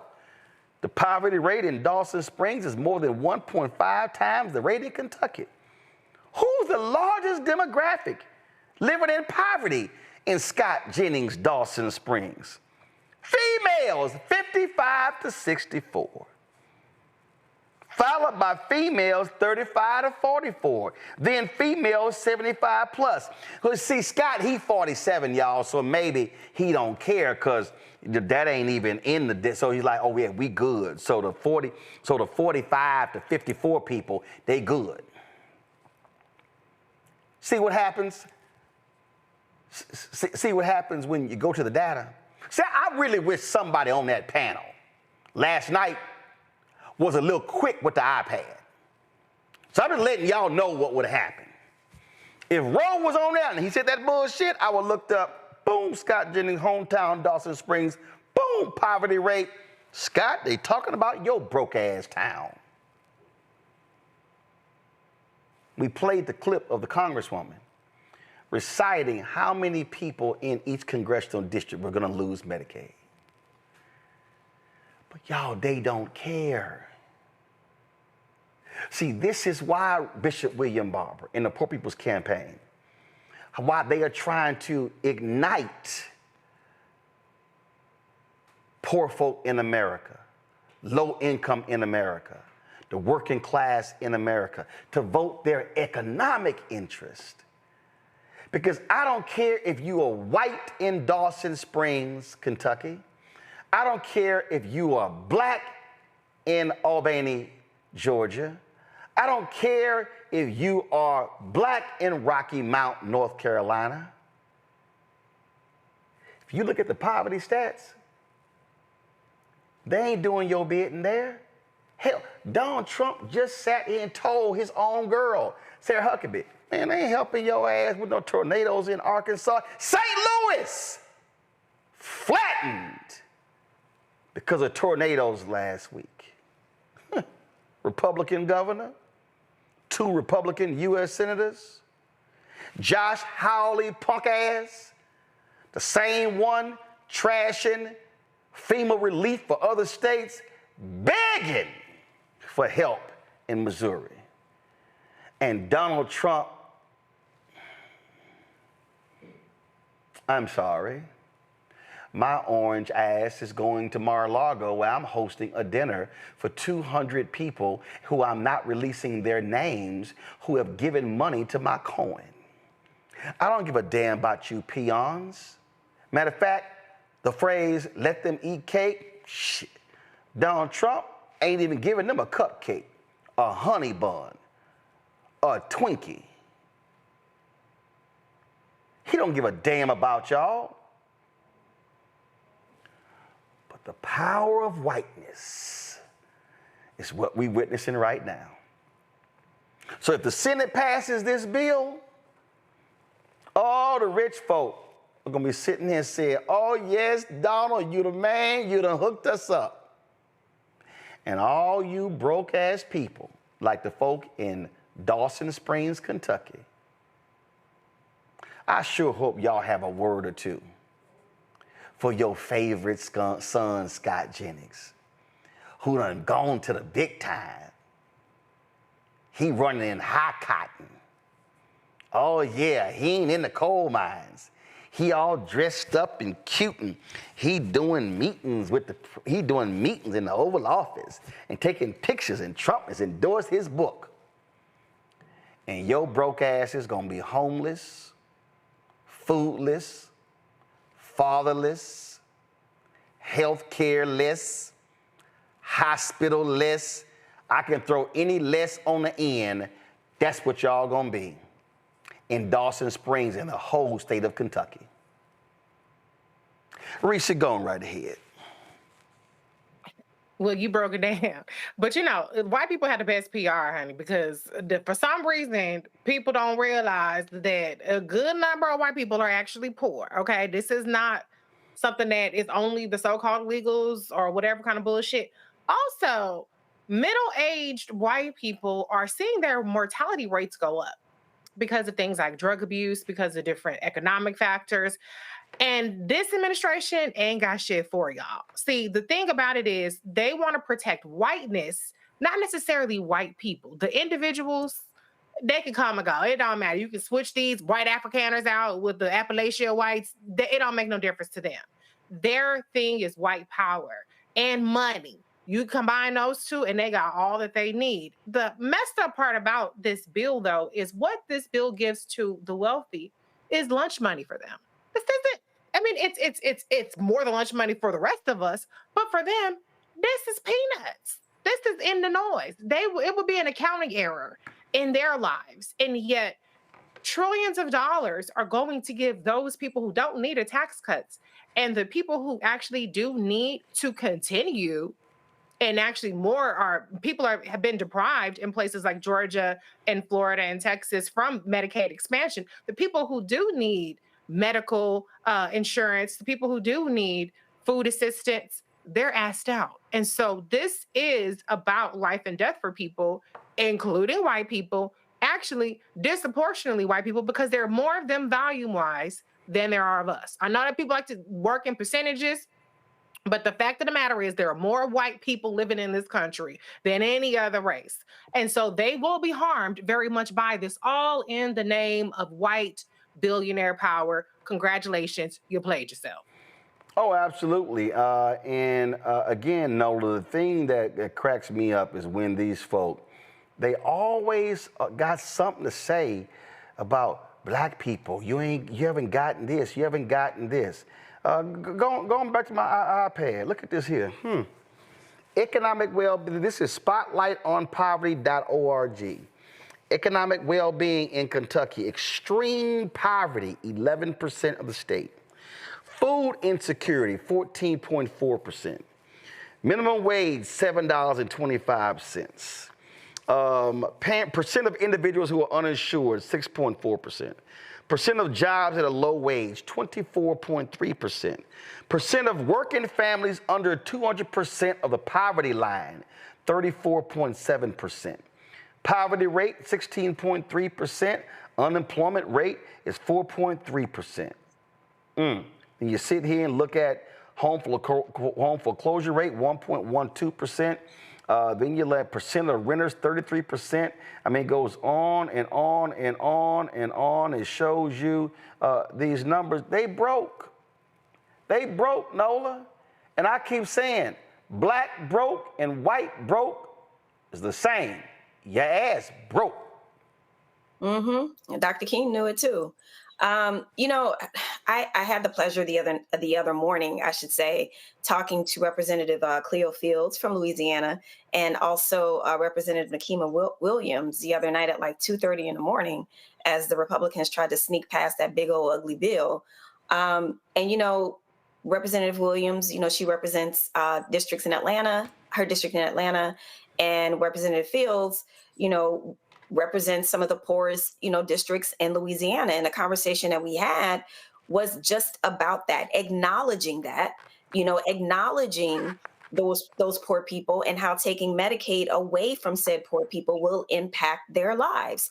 Representative Williams told this story about how she met this woman who literally survives on $6 a day. $6 a day. Scott Jennings is acting brand new. And if they do send him on this little tour, those people won't care about those numbers, because all he's going to do is tell people that, first of all, that the clip on CNN was fabricated, and the media. So that's the first movie he's gonna make. And then the second movie he's gonna make is to completely, not even respond, to data, if that was brought up to him in that context, is what I'm saying. And, another element to this, Roland, is so many of these voters are absolutely voting against themselves, against their families, because, and let's just keep it real, a lot of their pastors are telling them in Sunday Mass that God sent Donald Trump here.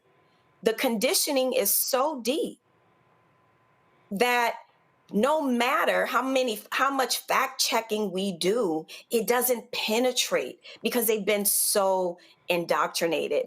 And because of that indoctrination, they will absolutely keep voting for people who do not care about them. I absolutely would not be shocked if that man won the office that he's seeking. And even if there is evidence to say that I don't care about you, poor people, because first of all, I'm probably embarrassed from where I came from anyway. So I really don't care about y'all. They are so conditioned to believe that he didn't say the thing that he actually said. Right. Right. So, this situation with the way that they tried to do this bill, we'll see what happens in the Senate. But there are a lot of people who are going to be impacted. Mark my words. And the ugly thing about it is the last thing I'll say, even when people start dying, and unfortunately that's what's going to happen, they still won't care. Again, go to my iPad, Antoine. So this is a piece story right here.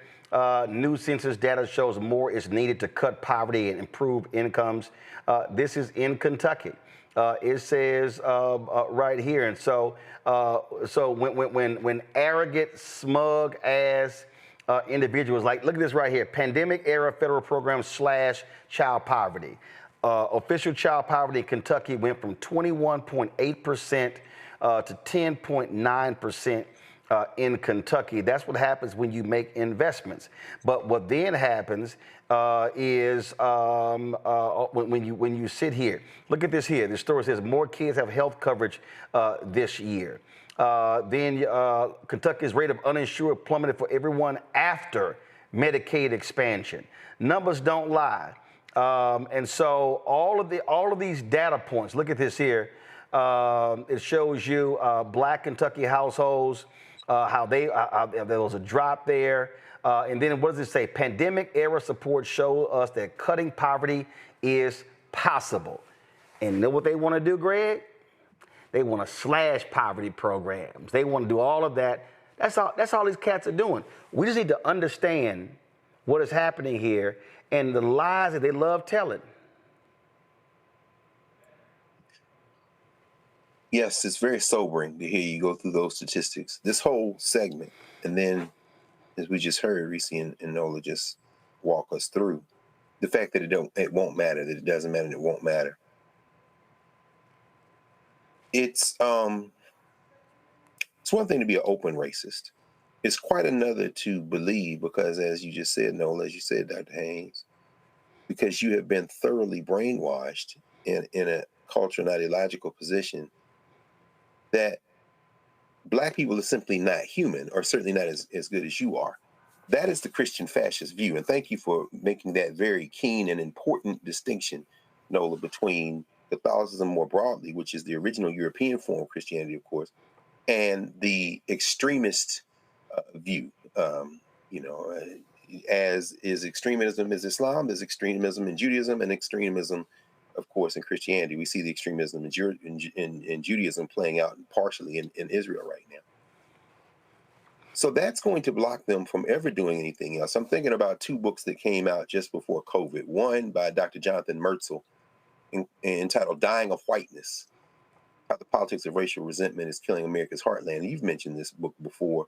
The idea that voting against their political interests, their class interests, they would rather die. And we see, as a result of the policies that have been fomented by those owned by the billionaires who installed them in office, in part by weaponizing this propaganda, even as Elon Musk says, he's not going to spend millions and millions more anyway, because maybe there's a growing resistance. we see that because of those policy cuts, because of the cuts in schools and social services and resistance to the Affordable Care Act and expanding Medicaid, well, you see the increasing deaths among white people from gun violence, those falling life expectancies you mentioned, and the rising dropout rates and so many other things. They are literally, and this is a medical doctor, Dr. Metzel, he says they're dying of whiteness. Now, contrast that with Black fatigue, Mary Frances Winter's book, which came out a few months later.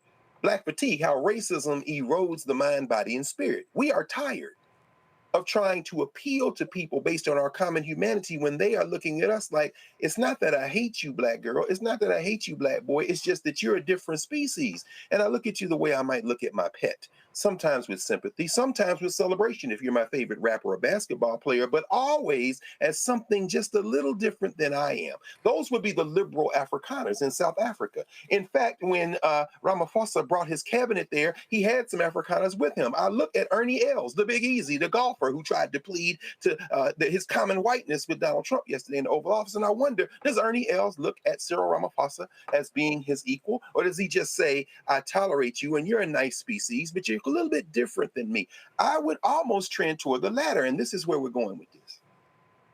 If you can't stop these maniacs from voting against their interests when they will simply say to you, I would rather be white and dead than human and alive, then Black fatigue, it seems to me, and maybe even to Mary Frances Winters in her book suggests that we need to find who we can organize with, which is what Reverend Barber has been doing.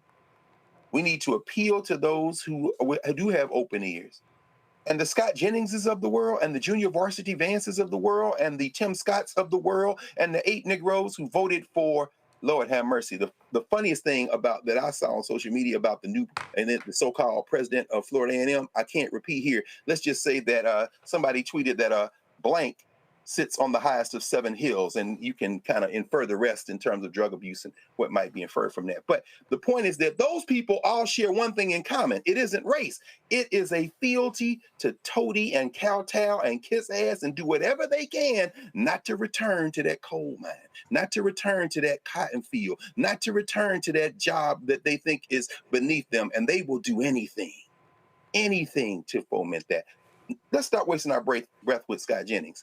If him and his constituents want to die of whiteness, so be it. We have Black fatigue now, which means that should instill in us a determination to find those people who will build in our common humanity. And when we install policies that will help everybody, them hillbillies will be saying the N-word, but they'll do it with a new set of teeth, and we won't care one way or the other. Well, the reason I wanted to be very specific about this is because, you know, when you listen to these folk, and when these folk always are talking, they never want to be challenged on where they come from. They never want to be called out on their home, and so folk got to be willing to do that. And again, this is where you hit them, and I just believe. And I said this when Obama was president. I said directly to him and his people in the White House. I said, y'all got to stop. Y'all keep going to the suburbs of Ohio and Maryland and Virginia talking about the Affordable Care Act. Nah. Take that shit to the brokest, whitest, reddest, sickest county in red states. I'm telling you right now, I'm doing a tour. Ken Martin, DNC, Chuck Schumer, Hakeem Jeffries. Y'all want to talk about it, do it? This is what you do. Pick the brokest, whitest, sickest town or county. Now I'll go back to the panel. Pick the brokest one in Mississippi, Alabama, Arkansas, West Virginia, Georgia, North Carolina, South Carolina, Kentucky, Tennessee, and who I want to throw in there? Louisiana? Yeah, I throw in Louisiana. You did that on purpose. I picked them 10. And I would sit here and say, let's talk about how this bill gonna jack y'all up. force the local media to show up, send text messages, invite them out, and then say, why y'all not challenging your U.S. Senator? Your U.S. Senator, your member of Congress voted against you, voted against your interests. See, I just believe you got to be willing to go into the belly of the beast and say, bring your ass. And let's have this conversation and live stream it. And go to them network. CNN ratings are shit. Go to CNN, go to MSNBC. Hell, I would even say Fox News, y'all want to come to and recite the figures. I would sit there and say, we're in so-and-so county. This is the surrounding data of the 10 counties around us. This is how much they make it. This is how much they in poverty. This is when it comes to food insecurity. See, you got to challenge them where they are. Yeah, that's true. To me, and then you say, Trump, fly your ass here instead of going to Mar-a-Lago. See, that's how you got to do this thing. I mean, I get, you know, AOC and Bernie, they were having them rallies and they going here. No, hell no. Go on their turf. Bring the cameras with you. To me, that's how you do this. And then look them in the eye and say, so y'all broke, y'all sick, y'all tired, y'all illiterate, and y'all still voting for them? Who's the fool? Let me go to a break. I'll be right back.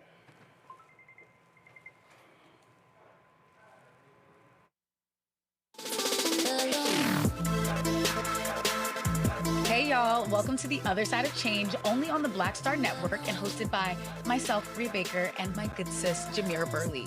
We are just two millennial women tackling everything at the intersection of politics, gender, and pop culture. And we don't just settle for commentary. This is about solution-driven dialogue to get us to the world as it could be and not just as it is. Watch us on the Black Star Network, so tune in to The Other Side of Change.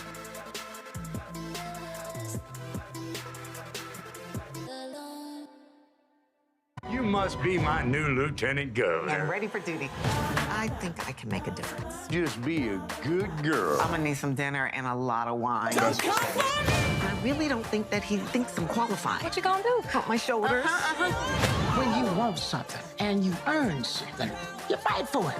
Kids, do you know who this is? Mary J. Blige. I didn't know we was about to be attacked by all of Nick Cannon's kids at once. How you doing? My name is Mark Curry, and you're watching Roland Martin, unfiltered, deep into it, like pasteurized milk without the 2%. We getting deep. You want to turn that shit off? We're doing the interview, motherfucker.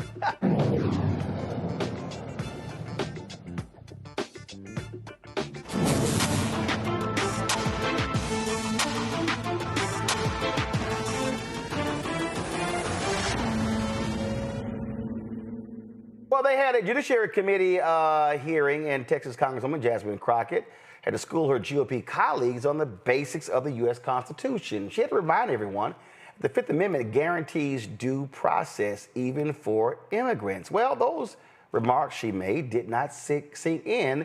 This is what happened when California Congressman Kevin Kiley decided he wanted clarification from the Congresswoman. Who accused me and my colleagues over here of ignoring the Constitution. And if that were true, that'd be a very serious matter. So I did want to just inquire as to what exactly the accusation is. So I'll happily yield to the gentlewoman from Texas if she'd like to respond.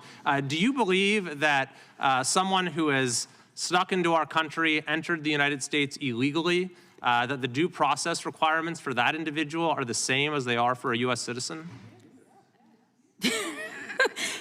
I thought the question was for me, but it seems like the lawyers on this side or just my entire team knows the answer. Mr. Chairman? Per the Constitution, yes, if you are on our soil, you are guaranteed due process.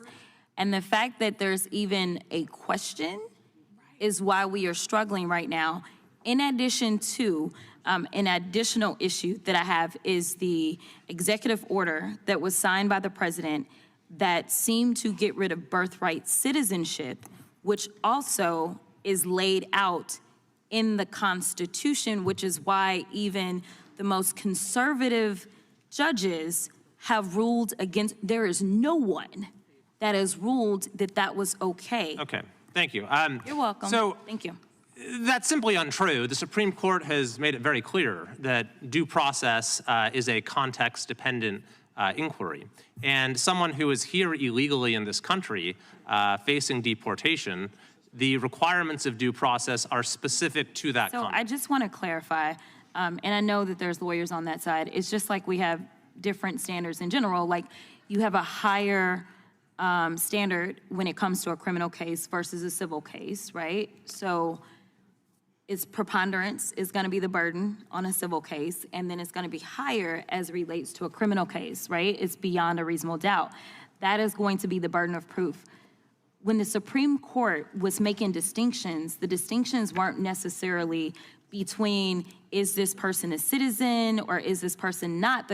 It wasn't a matter of certain people are not allowed to have due process, but it's kind of like there's different ways to evaluate things. The amount of protections that you are going to have in any criminal case. If you think about those that are charged with murder, whether they are a citizen or not, guess what? The burden of proof is still going to be the same. The burden of proof is still going to be beyond a reasonable doubt. There was never a distinction that said somehow, dependent upon your status, you somehow lose your access to due process. And frankly, that is honestly the only thing that the Supreme Court has been consistent on, is that there are due process rights that are going to be afforded to everyone that is found within our jurisdiction in the United States. I have not seen a case where they have said, no, it's okay for someone not to have due process. That is why the plane that was about to leave Texas, they said stop the plane literally at 1 a.m. because there had not been due process for those that were currently being held in the administration's custody. And thank you so much.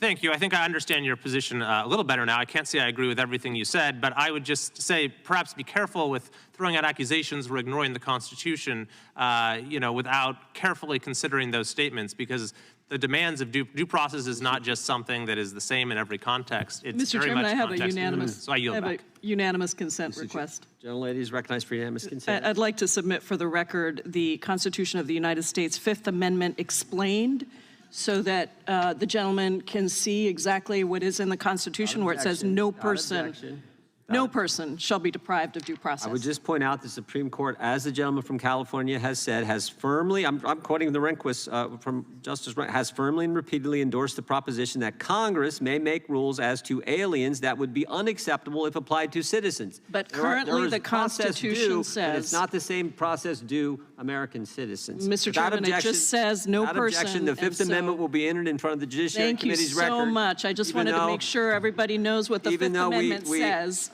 We will take Maybe that. we could introduce the 14th Amendment too, Mr. Chairman. Okay, that's fine too. Well, you can introduce the whole Constitution. God bless you.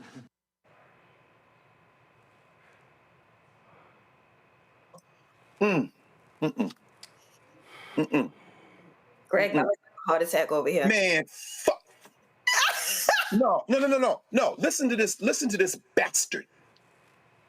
You can introduce the whole Constitution. The only 3 words that mean anything in what he said at the end were the last 3. God bless you. These are theocrats. Let me be very clear about what we just heard. This has been litigated. The Fifth Amendment applies to the United States. The reason we needed a 14th Amendment is because guess who wasn't included in the first 10 amendments to the United States Constitution, or the Constitution, as full humans, African people, and indigenous people. The 14th Amendment to the United States Constitution is when the concept of citizenship was codified. This is the point she was making. So people talking about people here illegally, people here illegally.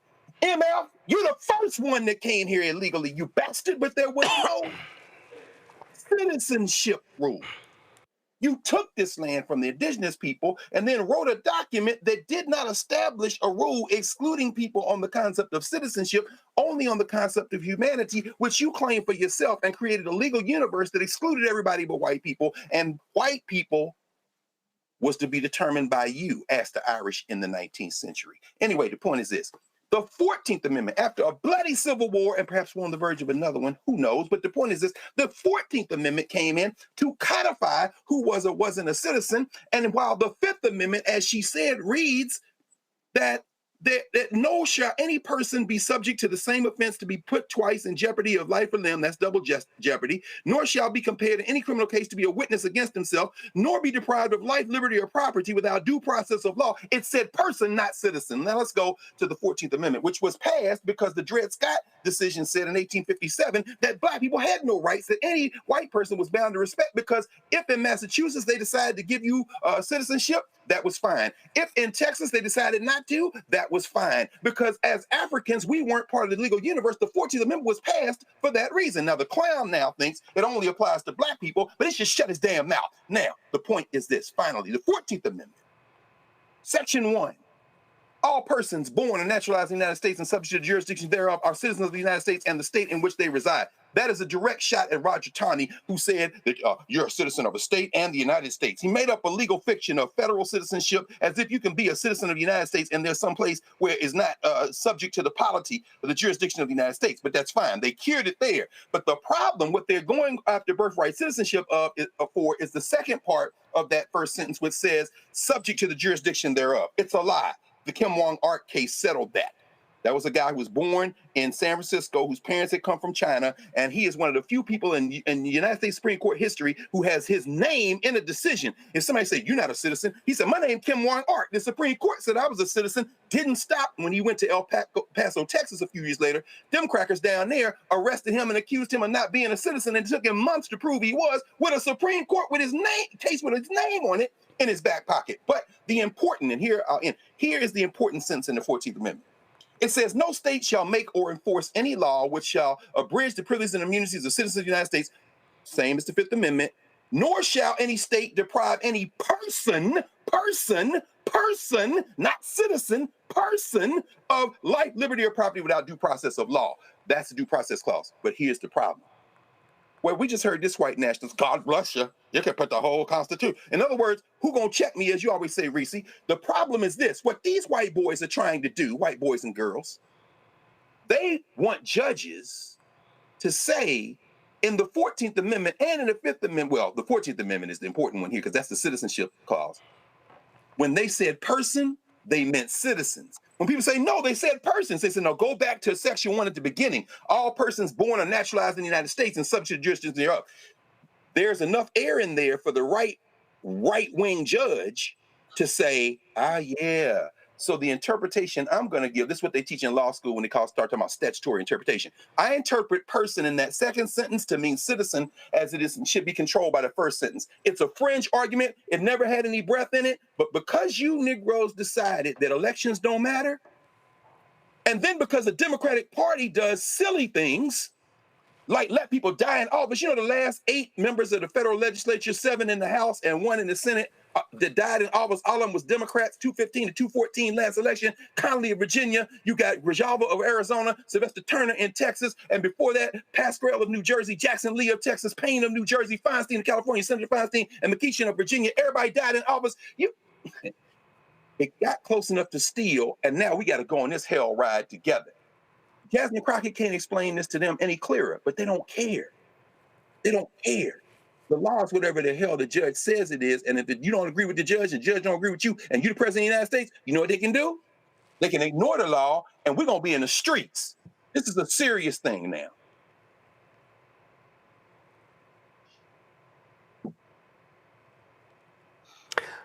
You okay, Greg? Reese and Nola, one of y'all want to follow that? I mean, God.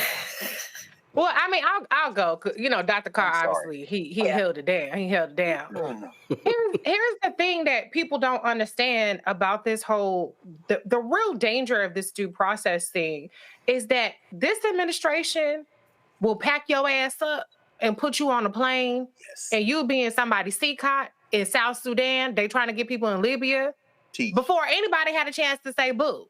And you could be a citizen. There are people they've admitted that have protected status. Kilmar, Brego Garcia, and they still like, fuck it, we're not bringing them back. Right. And so the danger of not having due process is also a danger to U.S. citizens, because how you know that they're going to get it right? They don't care to get it right. They've literally said they don't care to get it right. Just like the case in Oklahoma where these roided up ICE agents and all these multi-agency people, but nobody wants to cop to it, raided a house of a U.S. citizen, made them come outside, get searched, stole their goods, and then they said, we weren't there. That's where the due process part comes in. And so anybody who thinks, well, I don't think that immigrants should have due process. I don't think if you're here legally, what you need due process for? Okay, when they pack your black ass up and your family is in front of the Capitol steps trying to get you back, even though you're a U.S. citizen, they're like, well, we're talking about birthright citizenship. Should they really be a citizen? Should they really be this? Da, da, da, da, da, da. Well, both of their parents wasn't citizens. When they having that argument while you sitting in somebody's jail, then we can have a conversation about why due process is important for everybody. Nobody has any illusions that due process is equally applied. We know this justice system doesn't treat anybody equally, especially not Black people. That's not the case. That's not the argument that's being made. But due process has to exist for everybody's benefit. It's not a gift. It's not some charity that we're giving to some people who shouldn't really be here by somebody's judgment. It's something that we all need to hold on to for dear life. And we still, even with due process, might end our asses up in Libya or South Sudan. We still might do that. But if we got a little bit more of a chance to stay here because the judge says, well, you know, this is your birth certificate. It does say that you're supposed to be here. Then we need to make sure that we keep that going just for as long as we can. You're right. And Nola, these fools had better recognize that Donald Trump will absolutely attempt to send Americans out of the country. He's already said it. And of all the people who say, well, I know he said it, but no, if they say it, believe those assholes gonna do it. Absolutely. And Marco Rubio is parroting the same talking points. Now, that's the part that scares me, right? When you have the Secretary of State parroting the same things. Like, I understand, yes, you serve at the pleasure of the president, but this is scary because if I'm not mistaken, Rubio's also a lawyer, right? Mm-hmm. So here you have the Secretary of State, who's also a trained attorney, talking about, well, you know, it kind of due process depends. That is we are in very, very slippery slope territory, and they keep saying it over and over, and they're normalizing it for people who don't understand the nuances, and that's what they're banking on, is the people who don't understand the nuances to grow this apathy amongst the American public to where we're looking the other direction. And here, you know, in the cloak of night, like the other night on the Hill where they were trying to pass that bill, you know, here we are sitting, looking around like, wait a minute, what happened to due process? You know what I mean? And that's where this is heading. And for people who do not believe that this is a slow rolling coup, this, like Greg said, and I understand his passion, I totally get it 1000%, especially when this is something that you trained in and this is something that you believe in, and to see what's happening to it, it is heartbreaking, right? And it's infuriating. But I'm telling you, one day we're going to wake up, because we were so distracted with being bombarded with so much, right? That we are going to be a country with no rules, no laws, and that's scary territory. And further, you know, I'll say that I'm really concerned. You know, I'm really concerned. You know, we're people that are heavily that we pay attention to the news and news cycles. We're really involved, and I am really, really concerned because there really aren't any checks and or balances. The way in which the Republicans have done this thing, it's like they have blanketed, you know, every single lever of the government. And then in Congress, the people, I need y'all to understand how important 26 is. And before we get there, they will try to pull something. They are going to try to do something to interrupt the 2026 elections. I'm telling you right now. Yeah. But in addition to that, we can't stay at home because of it. Our lives are on the line here, people. They are trying to do away with due process. They are trying to do away with the Constitution. That's right. That is the foundational document of this country. And like Greg said, that document has not always served us. It has not always worked in our favor. But the larger point is, it doesn't matter, because we're talking about the nuts and bolts of what keeps this country together, what keeps this democracy together. And we are hanging off a cliff. And I need y'all to understand how important 2026 is, how important your local elections are every single Tuesday. Y'all have to be civically engaged. We are in trouble. All right, folks, we come back. We'll have a business owner for our shopblackstarnetwork.com website. And so we have the conversation next. Don't forget to support the work that we do by joining our Bring the Funk fan club. The goal is to get 20,000 of our fans contributing on average $50 each a year. That's $4.19 a month, 13 cents a day. If you can't give that, give less. We totally understand it. We appreciate it. If you can give more, that'd be great as well. We purposely do not charge a subscription fee because we want the content widely available. If you want to contribute via Cash App, use the Stripe QR code. You see it right here. Also, you want to send a check and money order, make it payable to Roland Martin Unfiltered, P.O. Box 57196, Washington, D.C., 20037-0196. PayPal's R Martin Unfiltered, Venmo RM Unfiltered, Zelle Roland at RolandSMartin.com, Roland at RolandMartinUnfiltered.com. We'll be right back.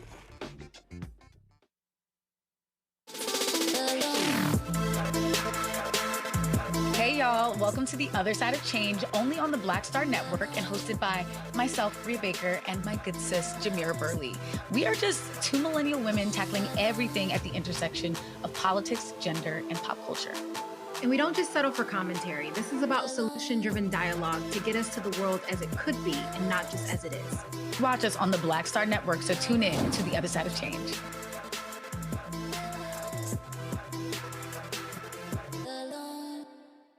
My name is Lena Charles, and I'm from Opelousas, Louisiana. Yes, that is Zydeco capital of the world. My name is Margaret Chappelle. I'm from Dallas, Texas, representing the Urban Trivia Game. It's me, Sherry Shepard, and you know what you watch. Roland Martin on Unfiltered.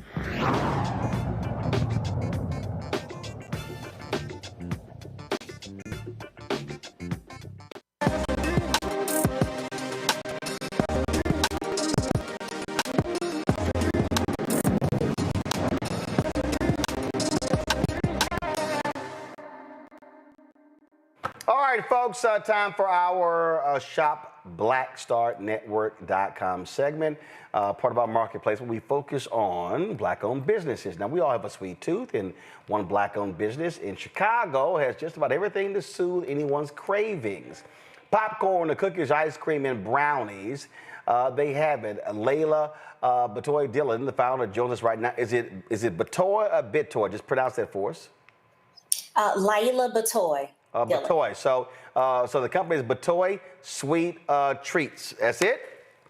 You got it. All right. So here I have a box right here. Give me camera 3. Come on. Show me the one back. Okay, there we go. All right, so I got the big box here. We see Taste the Magic right here. And so in the box, let's see, I've got, a walnut brownie. All right. Now, these sold individual, or do you sell it as a box set? So we have a few different things that are out in terms of individuals. So you can get the individual brownies in a set of 3, 6, or 12. But we also have some bundles that are available. And what I'll say is, first, thanks for having us on the show. I'm Layla Batoy Dillon, CEO and founder of Batoy Sweet Treats. We are a luxury treat manufacturer here in Chicago, going on 10 years of business. We're all about food, family, fun, and legacy. And you can find our products in amazing marketplaces like here, but also in O'Hare and Midway airports as well if you're traveling here locally to Chicago. So I'm going through this here, and again, I see a walnut brownie. Let's see right here. We've got, is this a lemon cake? Is that what this is?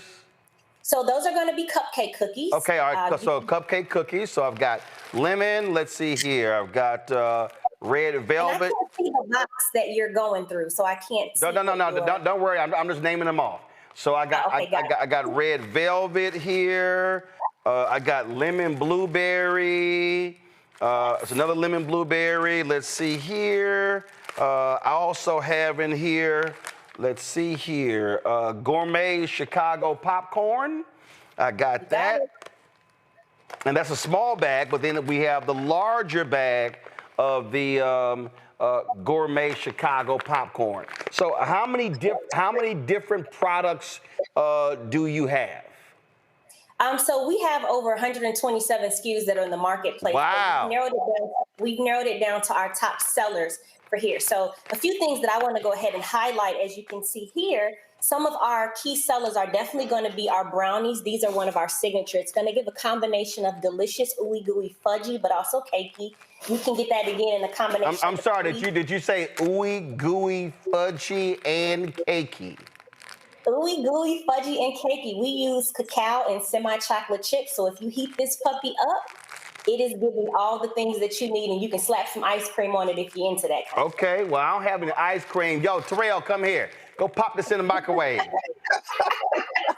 Also, we also have a sweet and savory bundle where you could either get, as you mentioned, either the large bag of popcorn or the small bag of popcorn, and a variety of our best-selling baked goods, which could either be a combination of the brownie and or some of our delicious cookies. So we've got hitting you with our best sellers. Also, if you are old school and you like the traditional pixies, we're hand dipping everything delicious in Chicago. This is going to be our pecan turtles. This is going to be house-made caramel over pecans and dipped in either semi or milk chocolate. So this is also one of our staples here in Chicago. When did you start the business and why? Were you working somewhere else? Was it something that you wanted, you couldn't find? So by trade, I'm actually a management consulting girl. So I've lived, traveled, and worked for the top 3 consulting firms. And I just got really tired of wheels up to wheels down, always traveling. With the support of my husband, I was able to come off of the road. And a little bit background about my family, the Batoys. I come from a line of entrepreneurs, from small mom and pop shops, you know, restaurants, barbecue shacks, things like that. So I wanted to come 360 to where my father started his business, and where I'm sitting at right now is a block from where he started his business back in the 70s. So I wanted to also focus on providing jobs and economic development in the underserved community. And for me, doing that through fun, sweet treats, and the universal language of food was the way to do that. And also sharing magical memories from recipes that brought my family together over the years. Okay, all right, that's cool right there. And so let's see here. You ain't bring me a napkin, dog? Give me that napkin right there. Come on, Terrell. You gotta think this thing through, my brother. Well, you know, sometimes, Roland, you just gotta get in and get messy. No. I understand that, but I still gotta punch my iPad and my phone's here. So you know, but he a Sigma. He don't know better. So all right. So you chose to go the sweet route, and how many employees do you have? We currently have 5 folks that are working inside of our production facility. All of them are minorities that are local here to Chicago's West Side. And then we have an additional 3 that will be doing what I would call like corporate functions, including myself. Okay, now first of all, let me be real clear. Everything for me is black. I like chocolate cake. I like chocolate ice cream. All my cars been black. All my women been black. So that's how I roll. This is a good, yeah, if this was with some ice cream, this would be the bomb. Yeah, our brownies are, You ain't lying. Some people like, why are you heating this? I'm like, y'all don't understand. I said a brownie or chocolate cake heated up changes everything, but this is damn good. I'm sorry, go ahead. Heat it up to taste the magic. Those are also going to be made with natural and fresh ingredients, so you don't have to feel as guilty as you're enjoying every bite of that. All right, then. Greg, you still there? You got a question? Hey, Greg. Man. Well, I wish we can tell by the sound of your voice as you chewing on this how delicious you do it. Folks in the chat talking about don't smack. Man, what the hell you think I'm going to do? What you going to do? Sister Layla, first of all, congratulations on 10 years. I was looking at your being recognized by the Bears back in 2022 in Small Business All-Pro Game Days Eats Of edition. and winning that competition. Congratulations on that as well. And it was an interesting line in terms of kind of the origin story of this work. You talked about being in Italy and learning how to make gelato, but then, and I love how you combine this with the question of legacy, saying, yeah, this is delicious and gelato is all good, but I'm gonna integrate some sweet potato, peach cobbler, and red velvet. Could you talk about this gelato experience you had and then how you blacked it up? Yeah, so at the time that I was expatting for my work, sweet treats wasn't even the thing at the time. And traditionally, Italians are a very close-knit culture. So I was very grateful that they took me in and even allowed to show me how to do that. But for me, again, my flavor palette, though, I've lived, traveled, worked all over the world. What resonated with me were some very special things that the people in my family made. And that was peach cobbler, sweet potato pie, red velvet, lemon pound cake. Those were the things that we were doing on Easter, Christmas, and Thanksgiving. And so once I learned how to make the gelato, it was important for me to bring my family flair into the fold. And that's really what this brand is about: family, food, fun, and legacy. Thank you. Wow. Well, I can tell you, and luckily I had a workout and I had limited my food intake. So we ain't gonna go, because first of all, the lemon blueberry looks fire. The lemon is fire. Only thing, my wife, she do that gourmet popcorn. I don't do all that. So she crazy about Garrett's and all y'all people in Chicago. Look, I eat regular ass popcorn, so I don't need all that extra stuff on my popcorn. I keep it real plain.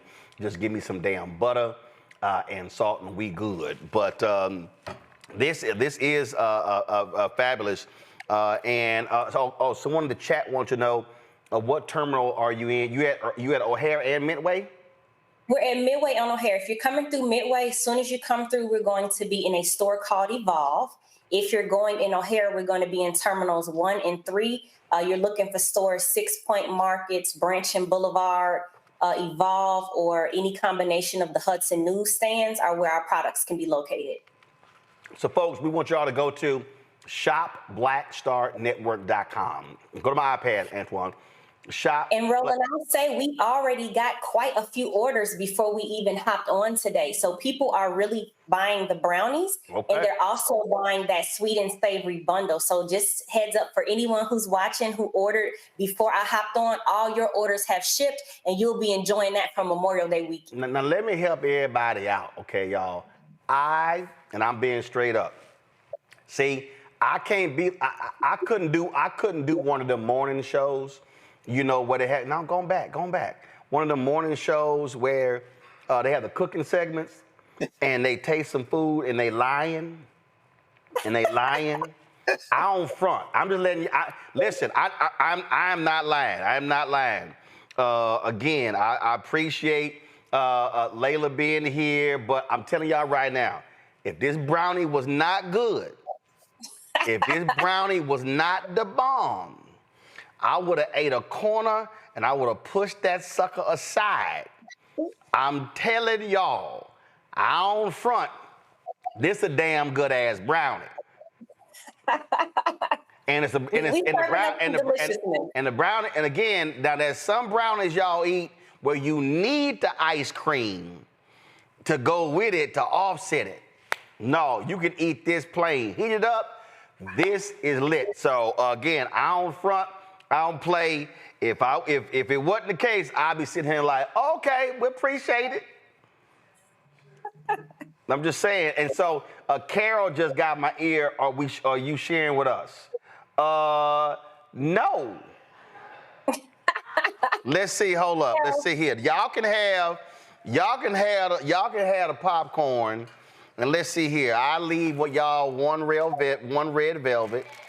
Let's see, there's a lemon blueberry. I leave y'all one of those.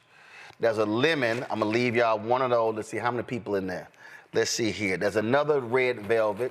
So that's, let's see here, that's 4. There's a lemon blueberry. So we're gonna do this here. I'm gonna put the lemon back and and I'm gonna take the lemon blueberry. But the other 2 fudge brownies, y'all, they staying with me. So I'm just And Roland, may I ask, did you just get your box that you're opening it for the first time? Yeah, Kara brought it out here. Kara brought it out here right before the segment.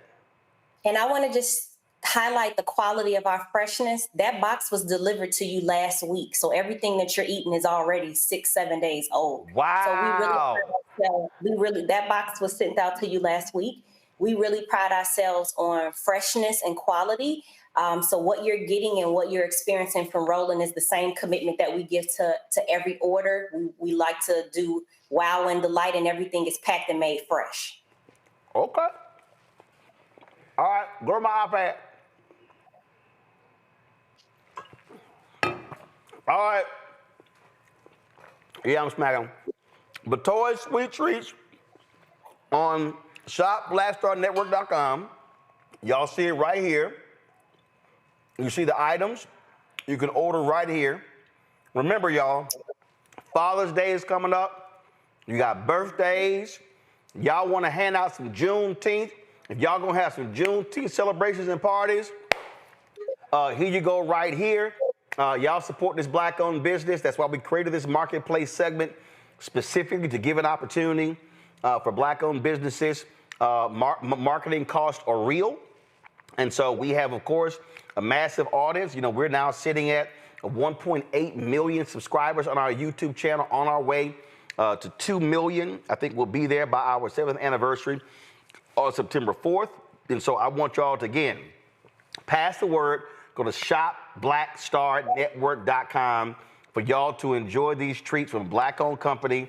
And listen, I ain't got a problem saying it. PepsiCo, they ain't spending no money with Black people. And y'all eat all these snacks and stuff along those lines. And this, Antoine gonna keep it on the sister, bruh. Thank you. Okay? Y'all stop switching. So listen, support. We need our people to be in the habit of making it intentional with our purchases. I need people to understand, you buy snacks all the time. You're buying popcorn all the time. And so yesterday, you're buying golf balls. You're doing those things. You're buying coffee. And so we've had three brands on 3 consecutive days. So y'all be sure to support it. And so again, Layla, this is awesome. And again, this fudge brownie is the shit. And so I'm not gonna eat a second one today. I ain't gonna send a second one today, Layla. So I'm gonna hold off, and I ain't gonna do it tomorrow because I'm trying to sit here. Because again, I got a golf tournament in 3 weeks. So goals to drop 10 pounds between now and then. But we gonna hit this weekend with some ice cream. But again, absolutely great job. And you were talking about, you about to make a point about the packaging. Yeah, this is not flimsy packaging. This is, and listen, I understand when it comes to business, packaging costs money. But this is some really good packaging. It will protect your stuff. So congratulations again on this here. And so appreciate you coming on the show. Thank you for having me. Thanks a bunch. Again, folks, pull it up. Go to shopblackstarnetwork.com. Shopblackstarnetwork.com. And you can sit here and you can check it. You can check it out right here. The products. So, Layla, we appreciate that. Greg, I ain't lying, Greg. This brownie is okay. I know, Greg, you super black too. So get you a black brownie, Greg. All right, Layla, thanks a lot, folks. That is it. That's appreciated. That is it for us, folks. We appreciate all of you watching. We have more than 5,000 people watching us live just on YouTube. We want y'all right now. Still more than 4,000. I need y'all to hit the like button. We only at 1,800. Let's get to 2,500 before we get out of here. That's critically important. So there's a lot going on, y'all, that we're working on, that we're focusing on. We're launching new shows, beginning Monday, we're going to be distributing the show Truth Talks. Y'all got the promo ready? All right, so Truth Talks is coming to coming to the Black Star Network. Roll it. Coming soon to the Black Star Network. Let's go. Truth Talks is the fastest growing show about pop culture, and now exclusively on our own channel. Go ahead, say it, man. Attention! We're back. We gotta stop letting this slide. Bigger and stronger than ever. I mean, I just have questions. Season 2 is reloading May 26th at 8 p.m. Eastern Time. What's up? With new hosts. Let me tell you what damn time it is. And big celebrity surprises. Kiss my behind. It's Oprah Winfrey. Subscribe today at Truth Talks Live. Give black people what they need, and we'll show them for you. And don't miss out on all the upcoming viral moments. Simulcasting weeknights at 8 p.m. on Roland Martin Unfiltered and Black Star Network and Truth Talks Live. I'll see you there. Folks, what's going to happen is our show will be ending at 8 p.m. and we'll be sending y'all over to Truth Talks. It'll be airing on our Roland Martin Unfiltered channel under our Black Star Network banner. So we're looking forward to that. So it's a lot. I'll see you there. Folks, what's going to happen is our show will be ending at 8 p.m. and we'll be sending y'all over to Truth Talks. It'll be airing on our Roland Martin Unfiltered channel under our Black Star Network banner. So we're looking forward to that. So it's a lot that we are working on, a lot that we are doing. I told y'all I'm working on some stuff. I'm going to share for y'all. I got to take a look at it first. We shot a business pilot show about a week ago, and so we've been working on that as well. And so it's a lot we got going on. We're going to be working on a health show in addition to the shows that we already have. And so we're just methodically building this. Also, let me show you this here. I was looking earlier, and so I told you last week, remember YouTube dropped their rankings last week, where they're now ranking YouTube, the top 100 podcasts on YouTube. And so they dropped it last week, and guess what? Pretty cool. We ranked number 78 on their charts last week, and I don't understand why I can't. Hold up, I gotta switch devices. We were ranked number 78 on YouTube as a result. But guess what? This week we are number 67. We are number 67 this week. So we appreciate folks supporting what we do. We're climbing up the charts. My goal is to get us in the top 50. And so things have been going absolutely fantastic. And so we appreciate everybody that's been watching the show, that supports the show, that's been sharing. That's why these likes are important, because when we send that stuff out, and so this right here, you see right here, the weekly top podcast in YouTube for May 12th through the 18th. And so you see these shows right here. And so we're going to go on down here and see where we sit. And so, boom, we're number 67. So we appreciate y'all supporting what we do. And we're just going to keep building and building and building and building and building. So, all right, folks, that's it. If y'all want to support the work that we do, please contribute to us via Cash App. Stripe QR code. Here you go right here. Click the Cash App button to contribute. You can also use this QR code for credit cards. So your check and money order to P.O. Box, make it payable to Roland Martin Unfiltered. And, of course, P.O. Box 57196, Washington, D.C., 20037-0196. YouTube, hurry up, y'all. You got 2,200 likes. We're 300 away from 2,500. And y'all sitting over here, y'all playing around, so hit that damn like button. You want to contribute via PayPal, R Martin Unfiltered, Venmo, RM Unfiltered, Zelle, Roland@RolandSMartin.com, Roland@RolandMartinUnfiltered.com. Also, download the Black Star Network app, Apple phone, Android phone, Apple TV, Android TV, Roku, Amazon Fire TV, Xbox One, Samsung Smart TV. Of course, you can also get my book, White Fear, How the Browning of America is Making White Folks Lose Their Minds. Available bookstores nationwide. Get your Roland Martin Unfiltered swagger. Also, Black Star Network swagger. Get our merchandise. T-shirts, hoodies, wall art, mugs, and more. Go to rolandmartin.creator-spring.com. QR code there as well. Don't forget, I want you to also download Fanbase. Get the Fanbase app. If you want to invest in Fanbase, go to startengine.com/Fanbase. And I'm leaving something out. Don't I have something else I'm supposed to be promoting? I don't have nothing else. Be sure to check out She the People on Netflix. Get the trailer ready. Starring my girl Terry Vaughn. We're gonna have her. We're gonna have my interview with her tomorrow. We shot it last week, so check it out on Netflix. Roll it. You must be my new lieutenant governor. I'm ready for duty. I think I can make a difference. Just be a good girl. I'm gonna need some dinner and a lot of wine. I really don't think that he thinks I'm qualified. What you gonna do? Pump my shoulders. When you want something and you earn something, you fight for it. Kids, you know who this is? Mary J. Blige. I ain't know we was about to be attacked by all of Nick Cannon's kids at once. All right, She the People streaming right now on Netflix, folks. I'll see y'all tomorrow right here, Roland Martin Unfiltered on the Black Star Network. Holla! Black Star Network is here. Oh, no punch! I'm real revolutionary right now. Thank you for being the voice of Black America. All momentum we have now, we have to keep this going. The video looks phenomenal. See, there's a difference between Black Star Network and black-owned media and something like CNN. You can't be black-owned media and be scared. It's time to be smart. Bring your eyeballs home. You dig?